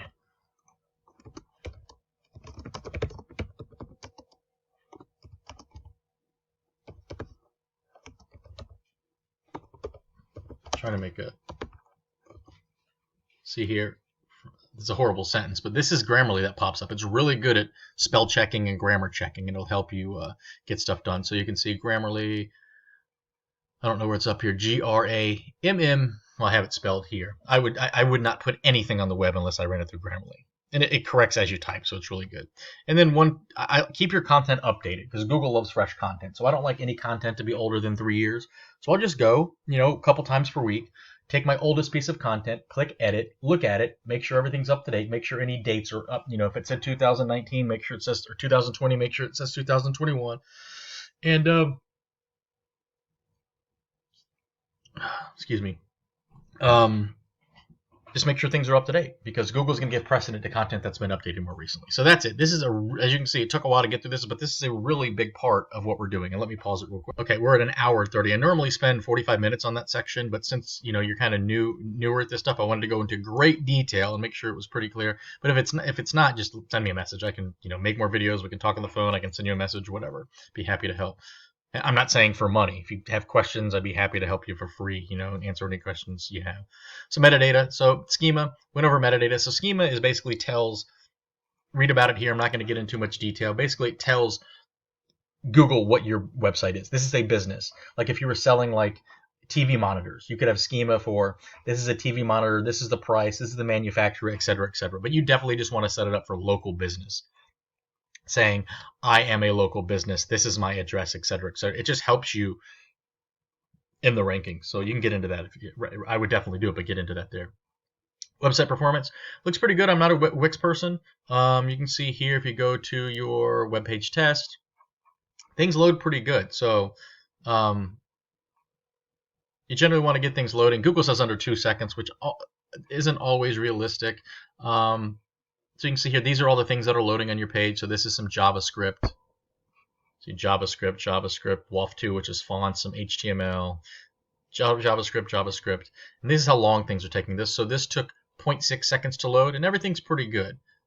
So I don't think you got a lot to worry about there. Now, the images are being presented small, but if you look at the actual size of the images, look at these things, look how huge these images are. So there's no reason to have an image that you want to get most image. I can get most images under 300K, right? So what you do, so let's look at this images, right? So it's just because it's zoomed, nobody's going to look. You don't need it to be that detailed. Let me see where I'm at here. Okay, let me just go ahead and get into this now. So what you'd want to do, I don't have any images larger than 2,000 by 2,000. I mean, that's even pretty big, generally about 1,500. So what you do is you go to these, and I'm sending you a spreadsheet with all these images that are just way too big, because it just slows things down, especially on mobile phones. You just save as.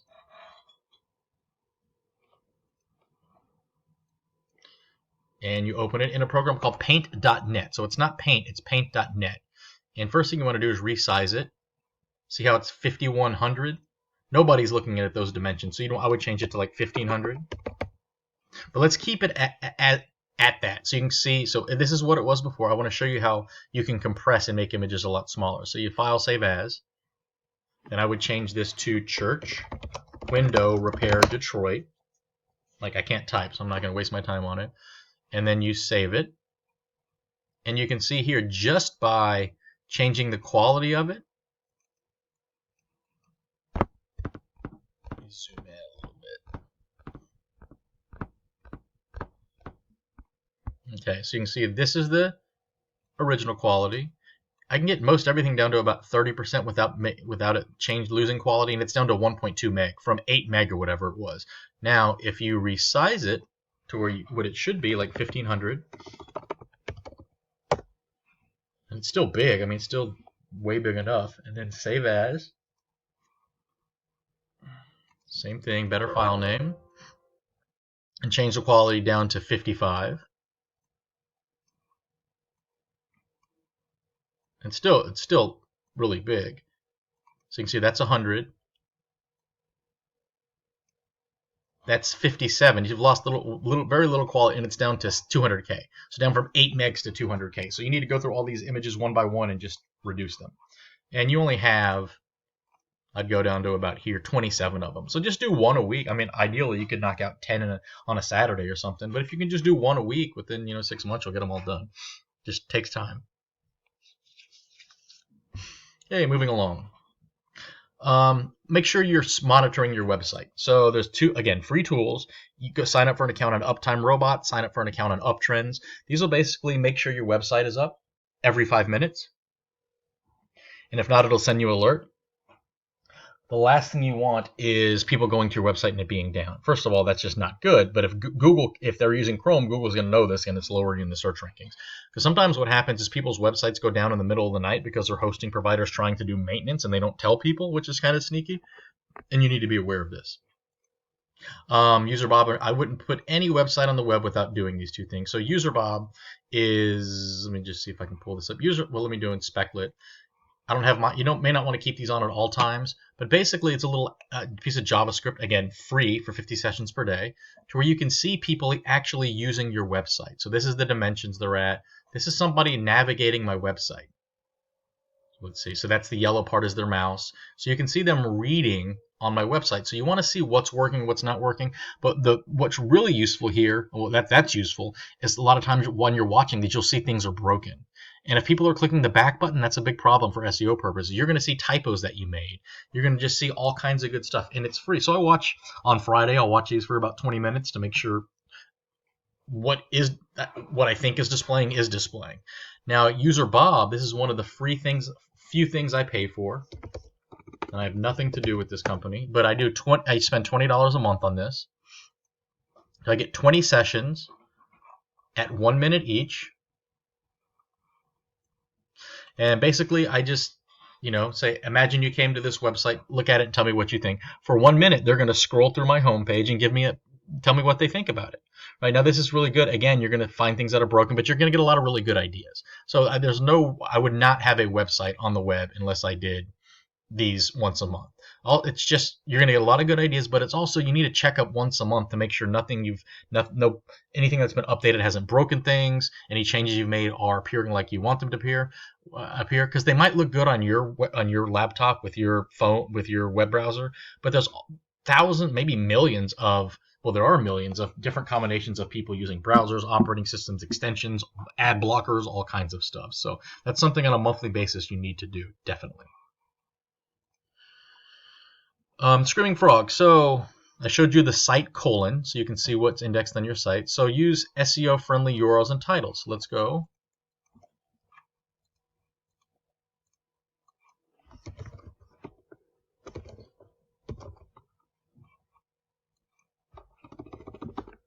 So the URLs are not good. Remember, it said like about.1 /1, and see these titles don't describe what it is. So Steeple's what? So what is it about Steeples? So Steeple, I would maybe do.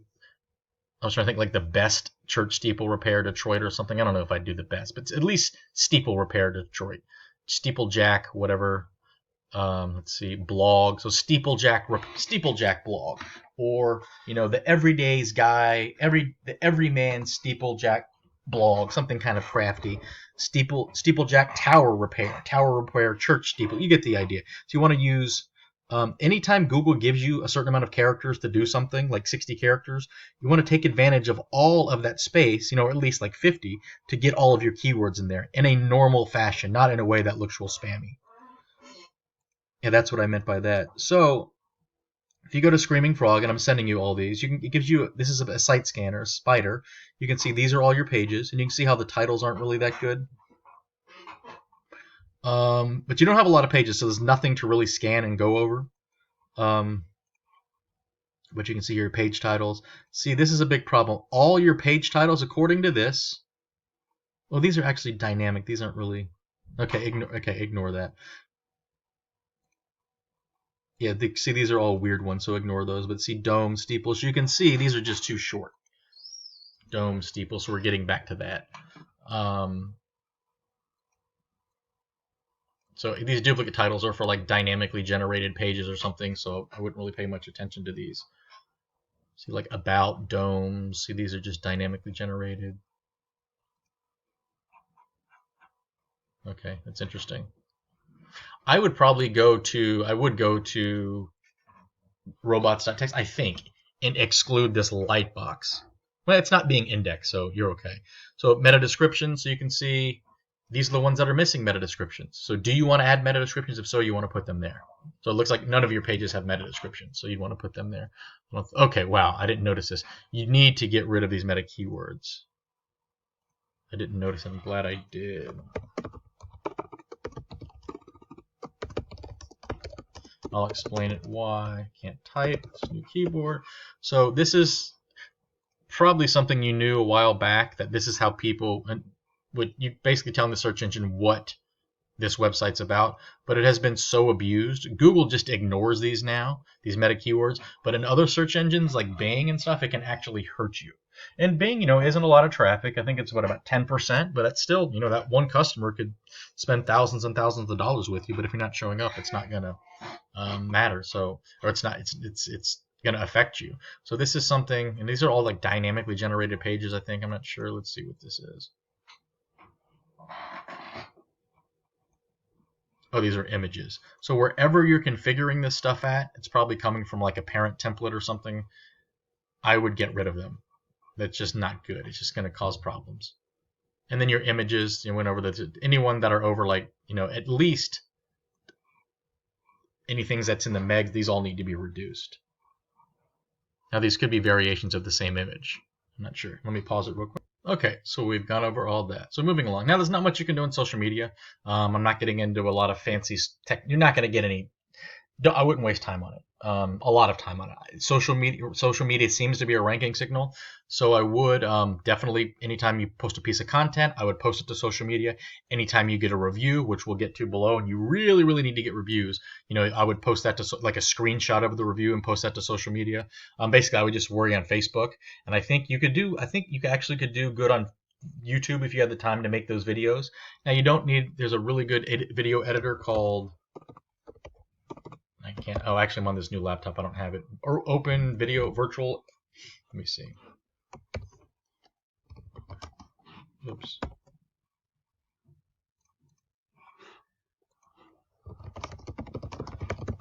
What's it called? OpenShot.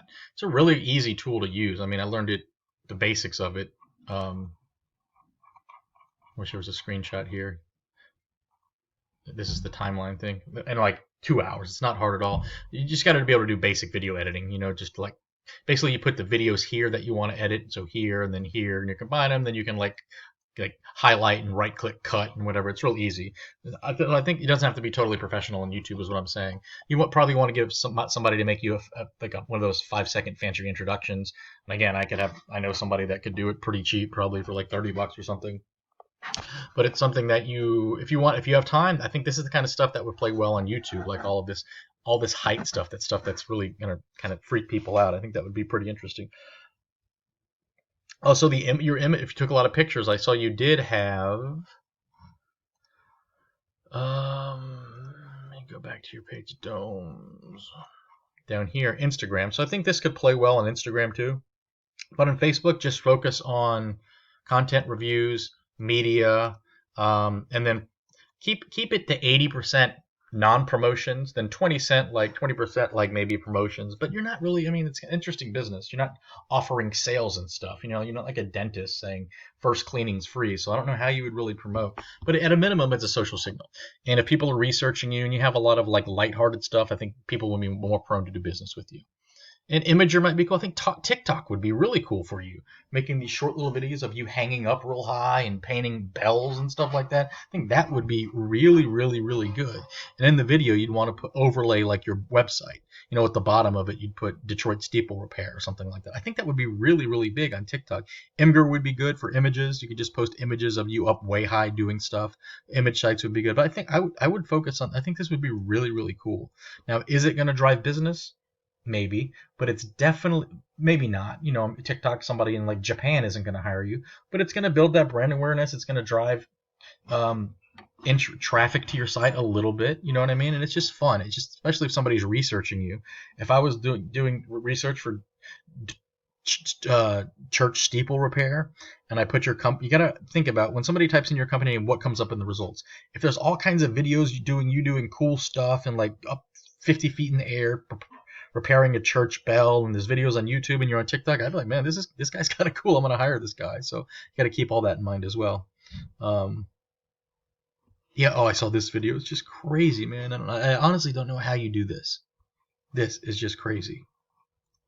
Let me see if I can do it again. I mean, this is just normal to you, like every day. Like I think that would go over so well on TikTok.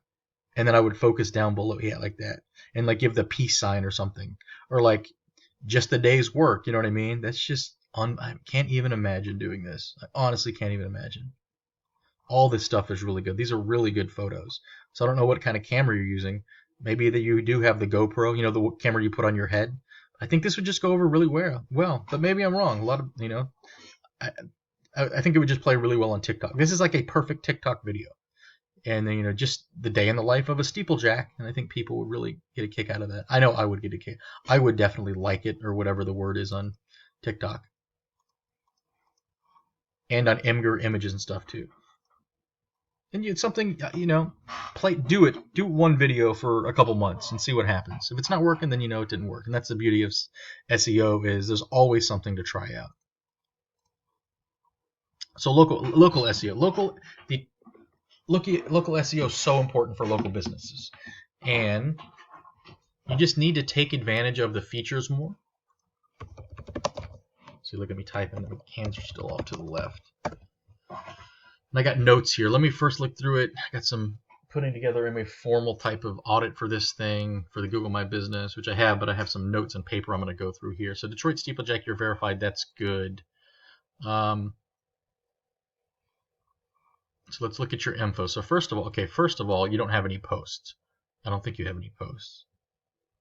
You do have a post from October 2020. I think they last like 10 days. And this isn't something to get totally carried away with. But look at this, is just really cool. I cannot believe people do that. It is so, I mean, I guess I can believe it, but it's just so amazing. It's like, reminds me of something that they did. I would see this picture like 200 years ago, where people were making this stuff. It's just crazy. This is the kind of stuff, and I think it's a signal too. Like if you're using all of these features or some of these features, it makes sense Google wants to display websites that are taking advantage of their products, because Google My Business is a Google product. Now, I can't prove that, but it would make sense. But I'm not saying do a post every day, but set up a calendar reminder. Do one post every couple weeks or one post every month. Just put a cool picture like this or something like that. And the good thing is you can reuse all these things across all these social media channels. So that's cool. So you did it, but I would do it more. So info. So like right here. See, this looks okay to you, Detroit Steeplejack, but immediately I would make it, you don't want it to show up lowercase. It just doesn't look professional. So I can't type Steeplejack, so I would change it. I'm not going to do it and then apply it. Your address, I looked at it and it looks like it's a house, I think. Let's do this.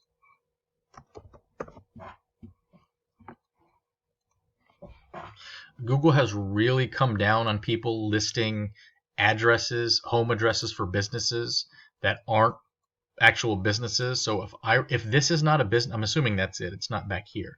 If this, and maybe it is a business. I don't know. It's kind of hard to tell. It looks like a new residence being built or something. I don't know. But if it isn't a business, I would change Google My Business to only use city and state, because Google just mass purged a few weeks back thousands and thousands of businesses for having illegal profiles that violated the terms of service. If you don't have a physical address, you do not want to use that address for a business. You do not want to use that in Google My Business. Now, the way to get around that, and this is it doesn't violate terms of service, is if this is your house here, you can put a sign in your front yard that says, the name of your business, then that's totally fine. You might get banned, but then you can appeal it, and if they'll go look at it, and if it has a sign, you're fine. So you have to do one of those two things. So make sure you take care of that as soon as possible. Service areas. So you only have Detroit. You need to put in the surrounding cities, like Dearborn and all those cities. You need to put all those in here as well. Like, this is important to do. Hours, make sure that's set properly. Special hours. Phone number, make sure that's good. Just add a short name here. It's just easier for people to follow your business and stuff like that. Not a huge deal, but do it. Can you set up an appointment link? If you could set up like an appointment link website where people can do appointments online, that's always good. You'd put it here. Products, you don't really offer products, so that's fine. You do have services, but again, I would do a lot more information. You use a lot of your keywords here describing what it is. I would use more capitalization here. And if you could put a price here, I would do from. If you don't know what it is fixed, I would do from, and I would do from $500 or $5,000 or whatever it is. So but you want to put a description in here. So you just copy and paste this from your website. Because like I said, anytime Google gives you got to use what Google gives you. If Google gives you an opportunity to use your keywords, you want to make sure you use your keywords. So you want to have a service page for all of your different services, all of these right here. I'm going to pause it real quick. And it's interesting because there isn't really, if you get into the service type construction company, it's interesting, there isn't really one for church steeple repair. So what you want to do is get this tool called GMB Spy, Google My Business Spy, for steeple. I would just do some of the major cities. Boston. Actually, let's go to Google Maps. Let's see if it pops up. Let's go to Maps.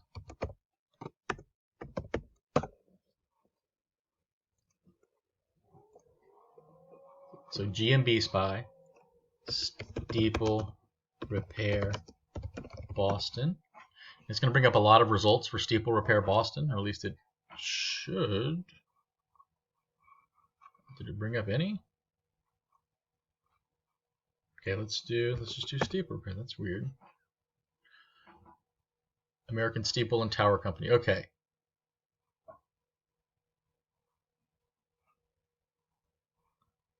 What's this new thing? These X's. This is new. I wonder. Interesting. This may be from this extension, actually. So what you do is you click on it, and then you click on this GMB spot, and it's going to tell you the categories they're using, professional services. So that may be a secondary category you want to use. Let's go to the next one. What? Okay. Yeah, this makes sense. It's just not many. Let me do church steeple.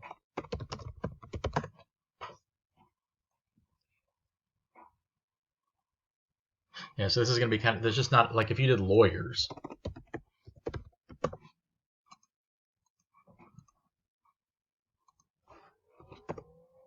It would make a lot more sense because you could just go to Casey Law Firm because there's a lot of them. And then go to Google My Business Spy. Okay, city. Okay, that's a courthouse. Man, this is a weird day. Lawyer.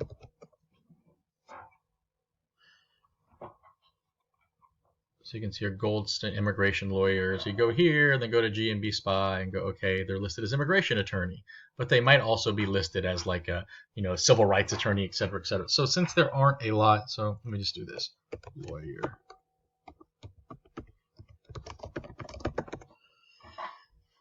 This is generally what's going to pop up. And you'd click on this, and you'd go to them. And it's always amazing that with all the work that gets done, the one with a 1-star review shows up first. This is so frustrating. So that, and it could be they're just testing it. They may do that for a couple weeks. The next week, this one, they're always testing and tweaking things. So you do that, and you go to attorney, right? Let's go to the next one. Redmond Laurie. Let's go here. We're gonna go attorney. Okay, this is unbelievable. Pew Law Firm, divorce lawyer. See what I mean? So you can find categories that these people are using that you may not be using. So since a lot of Steeple repair lawyers, Steeple repair companies aren't coming up on the map in a city, you might just have to do this and do it by city. And what you would want to do is find a company name that's showing up. So Steeple USA. So I would do Steeple USA. And you're wanting their Google My Business profile to come up over here. Well, let me turn keywords everywhere off to save a few bucks. Every time I search, it costs me a few cents, like probably like 3 cents. It's not a big deal. So did it pop up over here? So then you go here. Let's see what categories they're using. Building a restoration. So that may be what you want to be. That's probably more fitting. Building restoration service. Maybe that.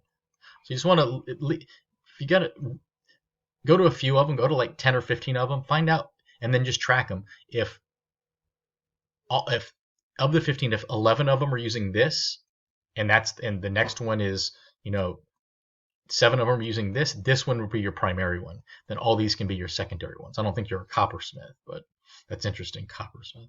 So you probably are this. You're probably not that, but you're definitely a general contractor, I would think. But definitely, I think this is what you definitely are. So that's something you would want to go here, because I don't think in change, right? Because it doesn't mean you couldn't be a construction category as a secondary category down here. Okay, so that's that. Services. Okay, it's always good to help to, if you're like black owned or a veteran led or woman led or something like that, or like a family owned, not only here, but you'd want to include that on your webpage. So people are always searching for family owned business, family owned restaurant, family owned. And again, the traffic coming to Steeple repair isn't a lot, but the more niche, the better. And again, in the description right here, Google gives you 750 characters. You're only using 232. So you'd want to, Detroit Steeplejack capitalization, repairs church steeples. Then you want to mention all your other stuff here, this stuff. And just so basically you want to use whatever Google gives you. If they give you 750, you want to use as close. See, look, this is Grammarly caught this. See, I would say our 30 years of experience, I think that's right, utilizing man lifts and rope access enables us to complete most challenging issues unique to all structures. So I would want to use the keyword church a lot more in here. I would want to use all the other ones you're doing. So basically you just want to get close to 750. I mean, don't get caught up. If you get 735, that's fine, but you want to make sure you're using all of the area that Google gives you for this kind of stuff. Add your opening date. Photos are really good. I think, and the photos would just be really cool. Insights, will get in and tracking this a little later. Messages are really cool. I would enable this. You just put the Google My Business app on your phone. So what this means is, if somebody searches for, let's say this is your company and it's on mobile, right here, there's going to be a button that says message, and they'll be able to message you on their phone and go to your phone. So it's just another way for people to contact you. You want to give people as many ways to contact you as possible. So moving along, photos, products, services, website, users. Oh, also definitely always pay attention to this home screen. Every so often there'll be like an update, so you get your custom bit. I wouldn't do this, but you can get your this. You wouldn't have known this if you didn't look here. Something as virtual tours just showed up recently, so this is something I probably wouldn't wait. This might be cool with something you do, but if you're like had like a art gallery or something, this is something you want to look into. The point is, things that are new are showing up here all the time, right? And you want to make sure you know where it's going on. So let me look at my paper notes now. Okay, let me just see here. G&B Spy. So the average conversion rate for G&B is about 5%. 84% of businesses are found with discovery searches, meaning people don't search for your business name, they search for Steeple repair. Website clicks from Google My Business are up 30% since 2018. Now you can there's something new called the Google Guaranteed badge.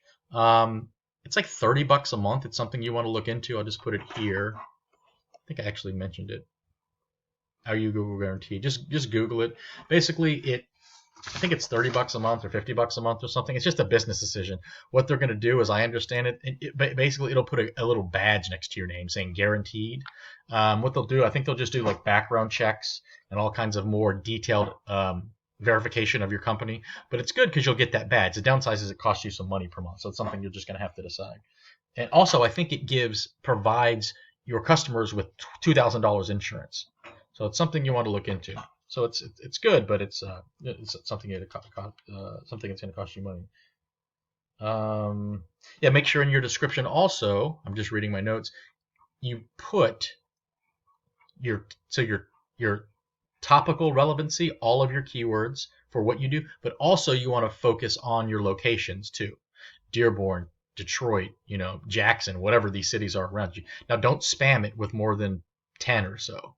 But it's something you could put in there. You don't want to put 50 cities. That'll look really, really spammy. Okay. Insights, self-promote. Okay, now reviews are so important. It's probably the strongest ranking signal you can get. Well, let me get back to that. Let me keep reading this. Oh, a QA. You want to go to your result and let me search for Benny's. It's a car wash where I live. Car wash. Let me show you. They don't have this on the back end, which is kind of weird, in the Google My Business configuration area. So what you want to do,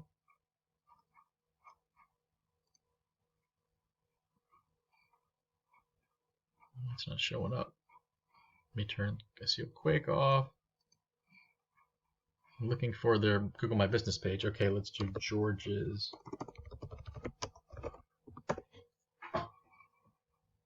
I'm looking for their company, their panel over here. Okay, here we go. George Southside. Right here, ask a question. So you just want to do your frequently asked questions right here. Be the first to ask a question. So you would do all your frequently asked questions and put them here, right? For some reason, you can't do that on the back end, which is completely insane. Okay. They also offer events, products, promotions, and Google My Business, blah, blah, blah.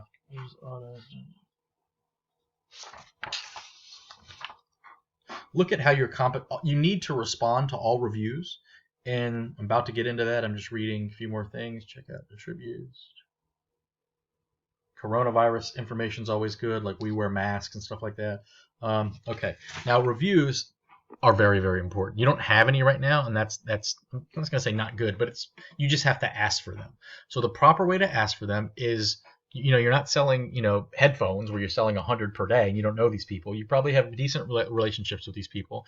And considering they have churches, they're probably good moral, not that people that don't go to church aren't moral, but generally most people, I think that are, that pastors and stuff generally, want to, help others, do unto others as you would do unto others as, you would want. I can't think of I can't think of the exact phrase right now.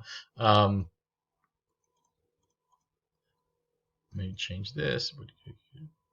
Okay, so that you just have to ask for them. Now, what you want to do is after they're happy, of course, you just wait a few days after they're happy while they're still excited about the work you've done. It's a balance. You don't want to do it the next day, but you want to wait 2 or 3 days. You don't want to wait a month because they may be moved on to something else and they're not as excited, or maybe something's gone wrong. You just need to follow up with a personalized phone call. Well, an email, a phone call, maybe. I like to just do emails. And you want to say, hey, Bob, really appreciate your business. But I hope a little blurb in there so they know it's not like automated. I hope, your daughter's wedding goes well, full stop, congratulations. I really appreciate a review on Google. It would really help out my business if you don't mind. And then you want to link them directly where they leave it. You can just create a short link that redirects to the place where it just pops up in their face and it says, leave a review, 5 stars, leave a review. Now, anytime you get a review, negative or positive, you want to make sure you respond to it. Now, what I like to do in the reviews, so let's say somebody leaves a review and says, oh, my Steeple has never looked so clean. In that response, I would say, thank you for the review. That's very kind. Let me know if you have your questions. Just as an FYI, keep us in mind if you ever have any painting needs for your church. So why that's important is it helps with more keywords. It's more, now Google can associate painting with you. But if somebody is reading through the reviews, and like 80% of people read through reviews, 88% I think it is, if they're reading through that and they're needing steeple repair, they will look at it. And if they, in the review, if they read that you also do paint, they may need painting, but now they know, oh, they do steeple repair and they do painting. Okay, this is somebody I'm going to look into hiring. So just every review you want to stealth plug something else you offer. So here's a good overview. You can read about it here. This is a local My Business Audit, because it's not just Google, right? It's Bing, it's Yahoo. So this is a audit. This is a let me get a simple one. One second. This is a free tool. Well, this is the free version of the tool. It's very limited to kind of show you what your local SEO profile looks like. So you can see you're in Google Maps and Google, but you're not listed anywhere else. So you're in Facebook, but it's not configured properly. You're not in Bing, so you need to be in Bing. Foursquare. These are the main ones that you want to be in. Now, do you need to be in all these? No. But I definitely would be in Bing. I'd definitely be in Yahoo. Definitely would be in the Better Business Bureau, these type of things. And wherever, see, this is a problem. Everything needs to be consistent. So here, it says you're universal steeplejack. That's actually interesting. Let me see what that is. Because things need to be 100%. Yeah, this could be, wow. See, this is the kind of stuff would be really cool. This is great. Oh my God. Now, I don't know why this is, but this is a problem. This confuses Google. These all need to be consistent. Let's see, Detroit 313-333. See if all the phone numbers are the same. See how these phone numbers are even different? For Silex, whatever this is, this phone number is different than this. These all need to be 100% consistent. Even the capitalization needs to be 100% consistent. So first of all, you need to get into a lot of these. Now, there's somebody I know that can help you with all this if you want to. If you want to get into all these dozens and dozens of citation locations, is what they're called. But at least just get into the top 5 or 10. But make sure everything is consistent. Phone number, address, and the website all need to be 100% consistent. And I definitely would look into this and see what's going on here. Because I don't know. And this could just be a bug in the program. I don't know. So yeah, that's important. Now, what I would do, there's a paid tool that called Bright Local. They have a free version or a trial version you can use, I think, for 7 days. I would sign up for that for sure, run an audit using their tool, get the audit, and just cancel the subscription. It's an amazing tool, and you'll get a lot of good information. So, and here's like an ultimate list of 200 places you can get your business in, right? So this increases your web footprint, right? The more places Google sees your business being mentioned on the web, the more legitimate Google's going to think it is. Probably also anybody doing research on your company, right? Now, again, you don't want to. Who needs to spend time being in 200 pages? And some of these aren't even relevant, like Yext. Well, Yext maybe caring. You're not in caring, but you can see the higher the authority, the more you definitely want to be in. You want to be in Yelp. You want to be in LinkedIn. You want to be in Google, Apple Maps, Facebook, Yahoo, MapQuest, Foursquare. I would definitely be in all these. Probably Angie's List, if that's. I think Angie's List would be relevant to you because it is like a service, not OpenTable. That's a restaurant, but you get the idea. Now, there's people that can submit all these for you at a pretty decent price. Let me know if you want that. I can help you with that. Now, Ahrefs is really cool. It's a paid tool. It's very expensive, but again, you can use it for a few days, then cancel it, get all this info, put it in spreadsheets, and cancel it. Now, I do a group buy. Actually, I have to renew this, so let me pause it. Okay, so I do a group buy, so it's like $15 per month, which is a lot more reasonable, but you probably don't even have to do any, you buy these at all unless you're doing hardcore SEO work. So that what you can do is put in your domain, and you can see a lot of good information. And what's also cool is you can see a lot of information on your competitors. And you just need to go to your competitors' websites and look around and see what they're doing well. I wouldn't limit it to just your competitors.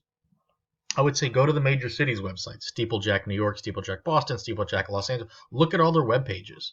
Use SEO Quake, use Text Analyzer to see what's working, what you like, what sticks out, and that's things you could implement.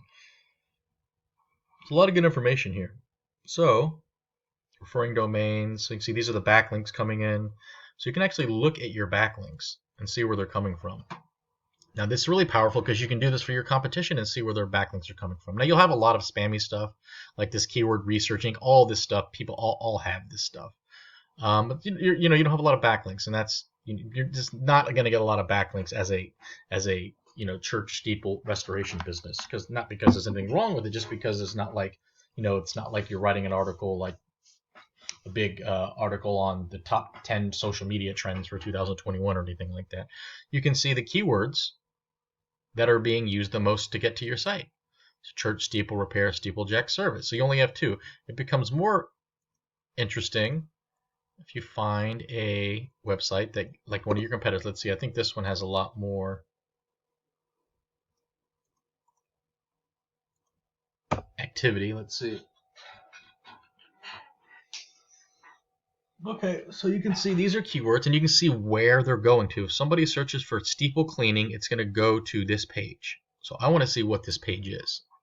And it's actually not that good. This is just amazing. These pages are really thin, but it looks good. So at a minimum, you want to say, okay, fiberglass steeple. So that's a keyword you want to implement into your information. So this is a pretty. It's a deeper page. This is good.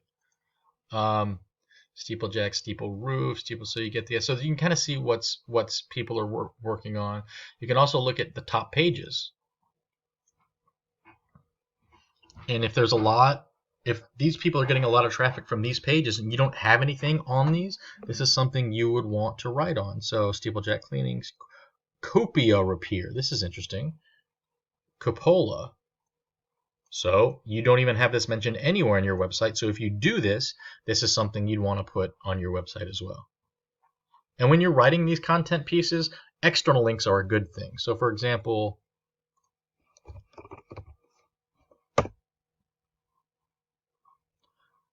was Tang really invented in space? These external, this is a signal to Google that you're part of the web ecosystem. If you ever have an external linking opportunity, you want to do it. These basically just go to all to Wikipedia.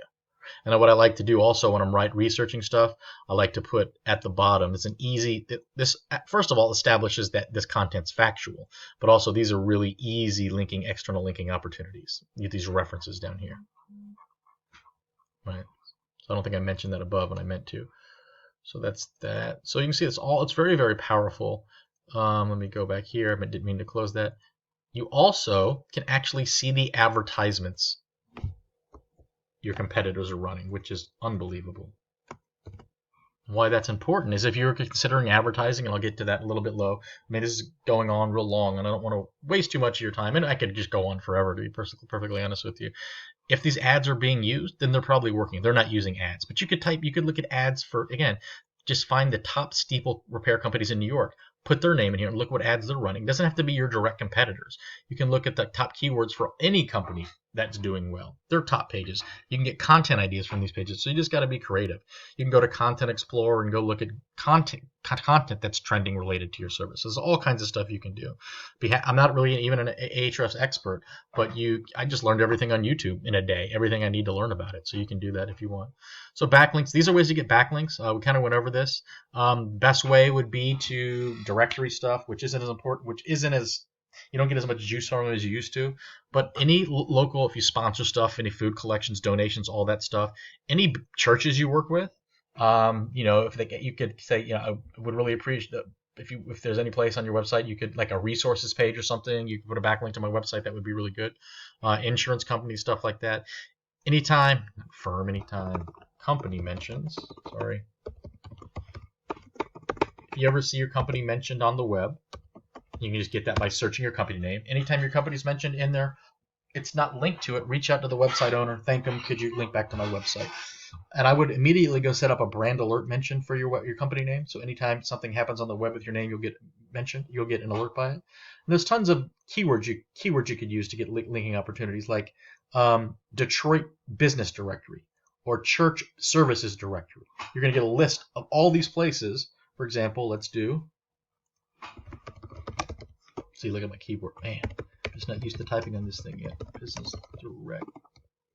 It's like everything is like an inch to the right of what I'm used to.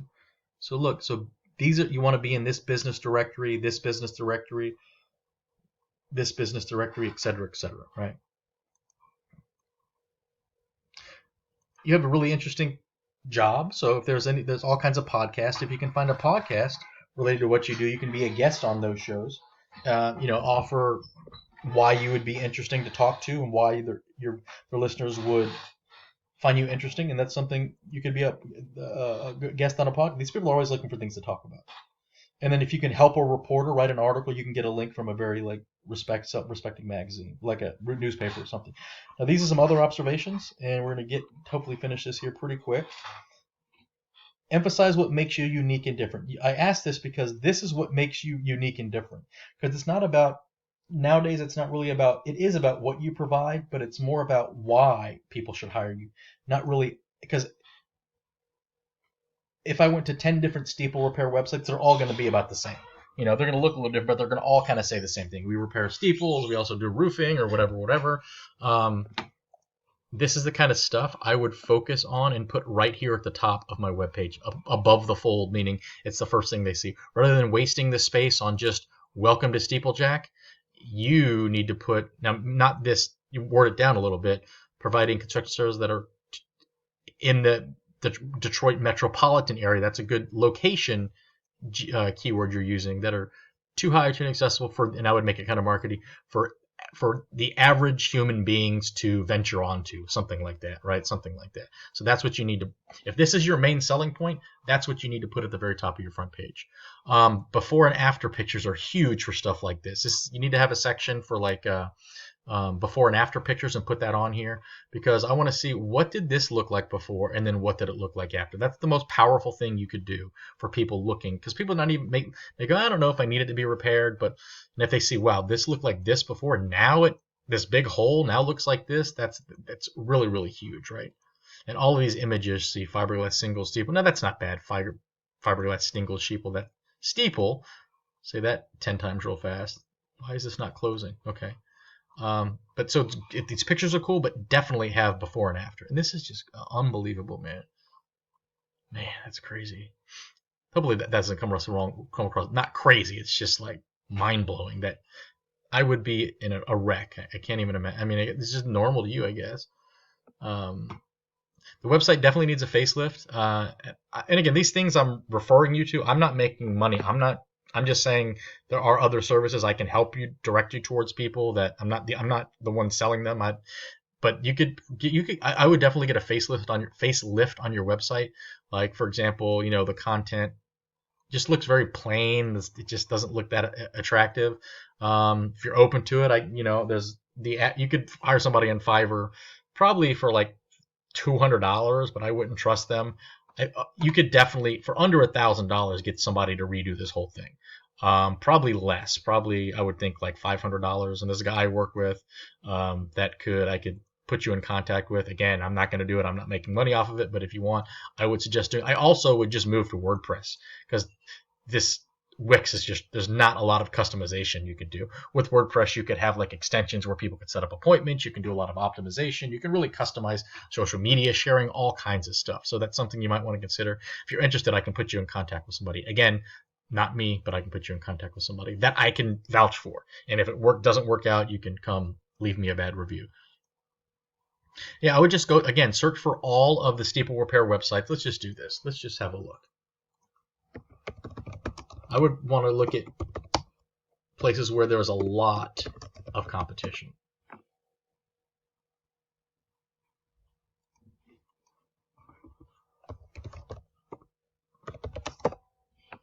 This company keeps showing up, so it's a country, it's a nationwide company. Let's see if there's anything. What is this?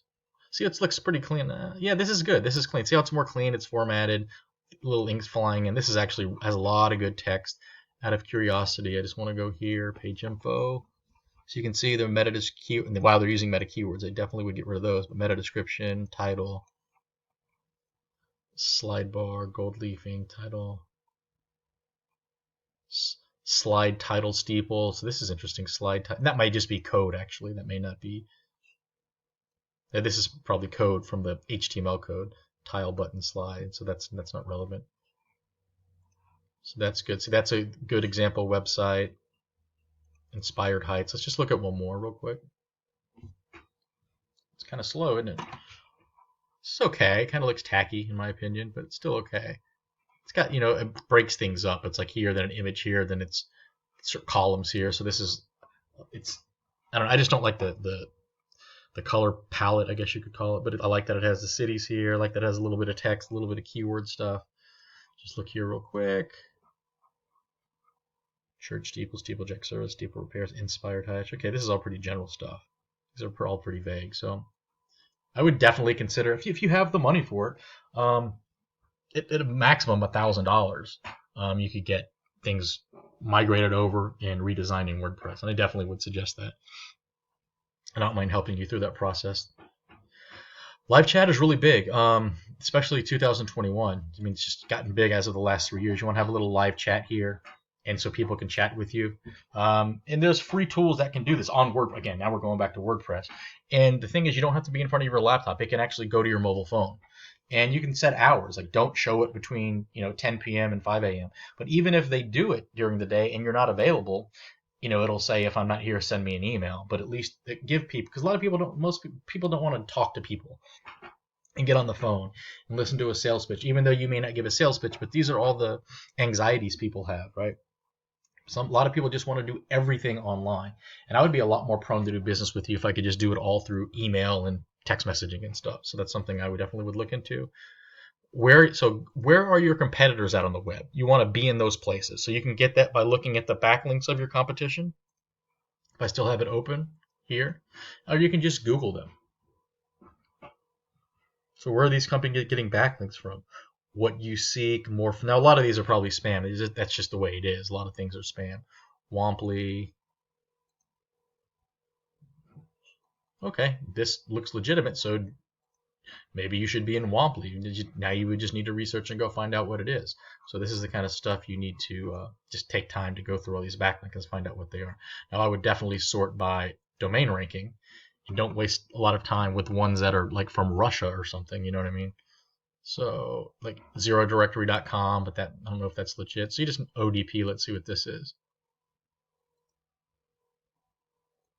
So this kind of looks somewhat legitimate. It kind of looks spammy, but so you just have to research them one by one. There's no way around it. Copyright date. Your copyright date is out of date. Your copyright date is out of date. Is here 2021. I just honestly on my website, and again maybe there's legal reasons not to do this. I don't know. Is I just get rid of it and I just put. That's not even showing up. Interesting. Let me just go to one of my content pieces, see if it's. It doesn't really matter for a website like this. It just says copyright, then the company name. I don't put the date or anything. It's just annoying. But if you If you do have the date, you just want to make sure it stays up to date. If not, people might go, do they even update this website? Are they even still in business? So I would just do copyright Detroit Steeplejack. Not a big deal. These are just other observations, not necessarily SEO, all of them. Yeah, what makes you different? You're about what you do is good, but why us? You definitely need to have a section here called why us. Because what makes you different from these other guys? That Steeple USA is a national service, so you would want to say family owned or local, then like advertise like go Tigers, go Lions, all that. Emphasize I would just, if that's true, I would emphasize the local stuff. In the about, so I want to see an about, like who are you, what's your background, do you have a pet name, do you have a dog named Joey, did you go to college at Detroit Mercy, that's a hospital I think actually.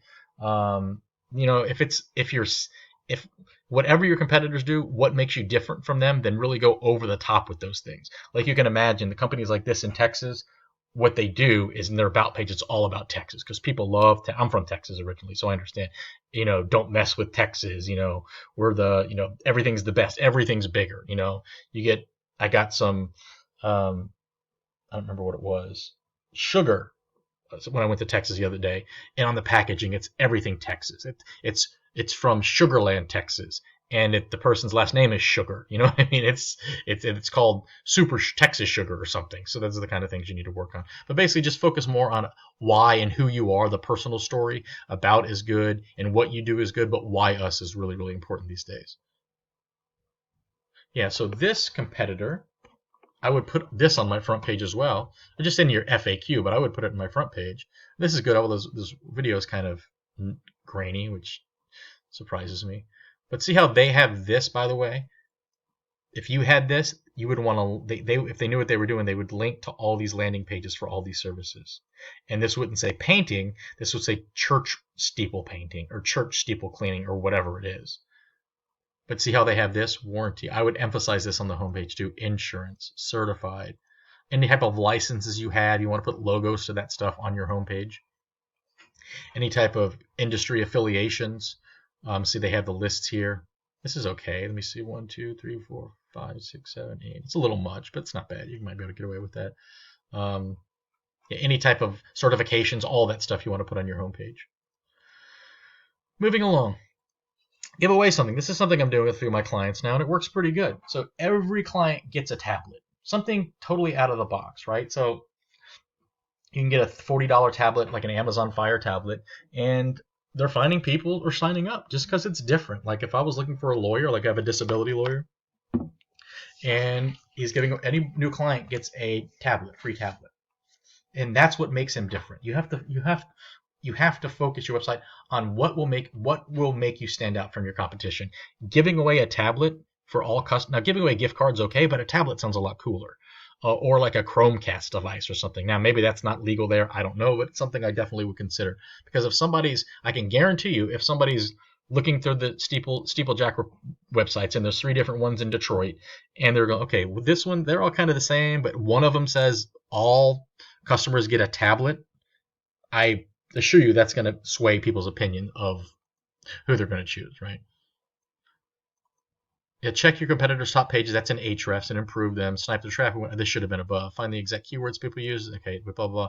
I would have a search. Not a huge deal, but I definitely would have a search on your webpage.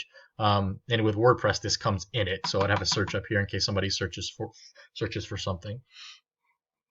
Moving along, we're getting towards the end.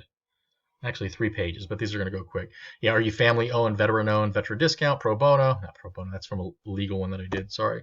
I guess you could do pro bono work, but you got to imagine people are searching for family-owned steeple repair business. Now, it's very niche. There's not a lot of competition, but people are searching a lot of times for like family-owned dentist, veteran-owned dentist, veteran-owned barber, veteran, you know what I mean? So if you are any of these things, make sure you put those on your website. I want to see like these photos, especially before I would have a gallery section with before and after and a bunch of videos. Videos stand out, and Google does love videos. Put videos on YouTube. I would follow you kind of like Hold on, I don't know why this is showing up. Okay, like Dr. Pimple Popper. That's what I'm saying. All these like scary videos you have, I would love to watch it. I could watch that stuff. Well, not all day, but they're interesting to me. Just like the Dr. Pimple Popper. Who would have thought she'd become a internet sensation and have an actual TV show by taking videos of her popping cysts? Right. I can see you growing a following on YouTube and TikTok with all of these really scary videos that you have. Scary to the average person, probably not you. And Facebook ads, if you get into those, the way you advertise on Facebook, at least I do, is you target the people, like pastors. You can target that in Facebook. And then a lot of times I promote my good content and then upsell within my content. Now, Google Ads, and I'm just blowing right through that. Google Ads is powerful. Make sure you know what you're doing. You can, I didn't change this, sorry. Steeple. What is it called? Steeple repair.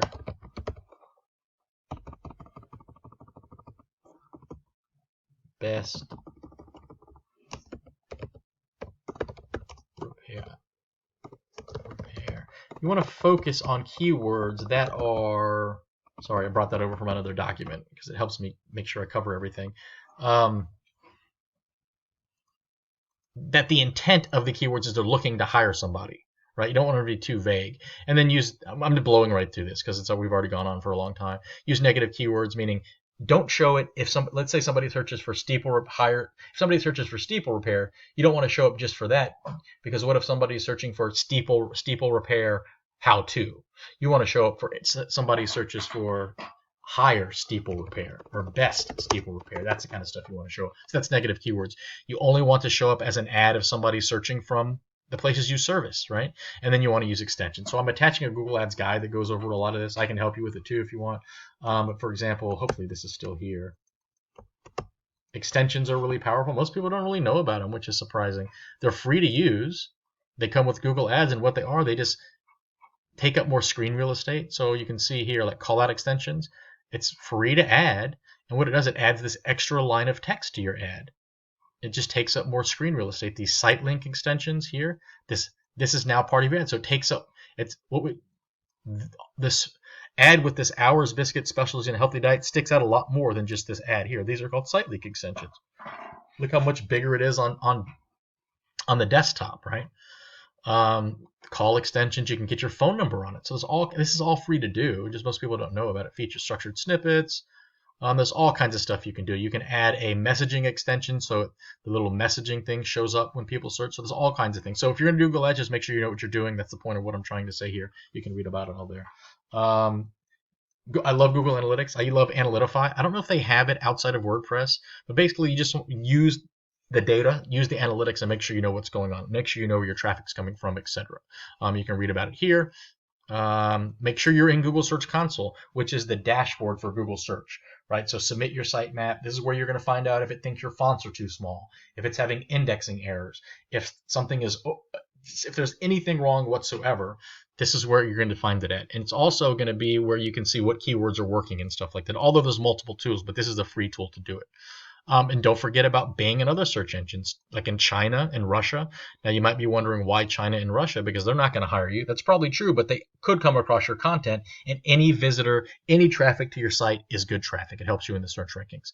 Subscribe to this SEO Roundtable newsletter. It's free, and it summarizes news from around the day. Follow the Google Webmasters account on Twitter, and John Mueller, who's one of the lead search guys at Google. You just need to stay on top of what's going on. And then finally, feel free to use my tracking spreadsheet, and I will show you what it looks like, because if you don't track what's going on, you don't know what's going on. I mean, it sounded kind of redundant. Well, actually, it wasn't redundant, but it sounded kind of weird. So basically, you just want to track month to month. So is my SimilarWeb ranking score getting better? Is my Alexa score getting better? Is the number of users I get month to month increasing? So it went from 12 users that month, 32 to 45. Now it might drop back down for a few months, and that's fine. But over a trend, is it trending up, right? Sessions, the bounce rate. Bounce rate means how many people come to your page and they immediately leave without doing anything. That's the bounce rate. How many pages do people view per session? How many clicks from Google Search Console? You can click on these and go get the metric, but you need to update the link to go exactly to your Google Search Console property. It's freezing, of course. Wouldn't Wouldn't be today if it didn't freeze at the very end. Let's see if I can just close it.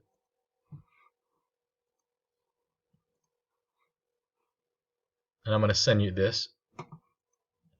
And then this is Google My Business stuff. So this is like domain authority. This is stuff from Bing, like how many clicks you're getting from Bing, all this stuff. Web performance stuff. So at least if your website's performing real slow, at least you're going to catch it once per month. So you would record your information on your page speed loading times. Same thing from web page test. Now this is Google My Business total searches, how many people ask for directions, etc., etc. This last part's really important. You want to take the keywords you want to rank for, which would be these. So church steeple repair could be number 1, and etc., etc. So you'd want to search this and see what you show up as. So right now, this month you show up as the 18th result. Next month, hopefully you're the 16th. Then you're the 14th. Then you might go back to 23rd, and that's okay. But make sure overall you're trending in the right direction. So this, as much as this looks like, once a month, this takes like 20 minutes once a month. It's not a lot of work at all. But it's important because you have to understand if you're trending in the right direction. So you rank 2, rank 3, rank 4. So you do all your keywords. You can do 50 if you want. It's just going to take a lot of time. So I hope this has helped you. I know it's a lot, and just don't get overwhelmed because you're not going to be able to do all this stuff. I would definitely focus, if I remember correctly, I've been talking so long, I would definitely focus on that site structure stuff immediately. That's really important. And then just go from there. But please let me know. There's all the things I mentioned. I can put you in contact with the right people to get all that done if you need any help. But stay safe in Detroit. Seems like everything is going insane all at one time from multiple directions. And stay safe, and please let me know if you have any questions. See ya.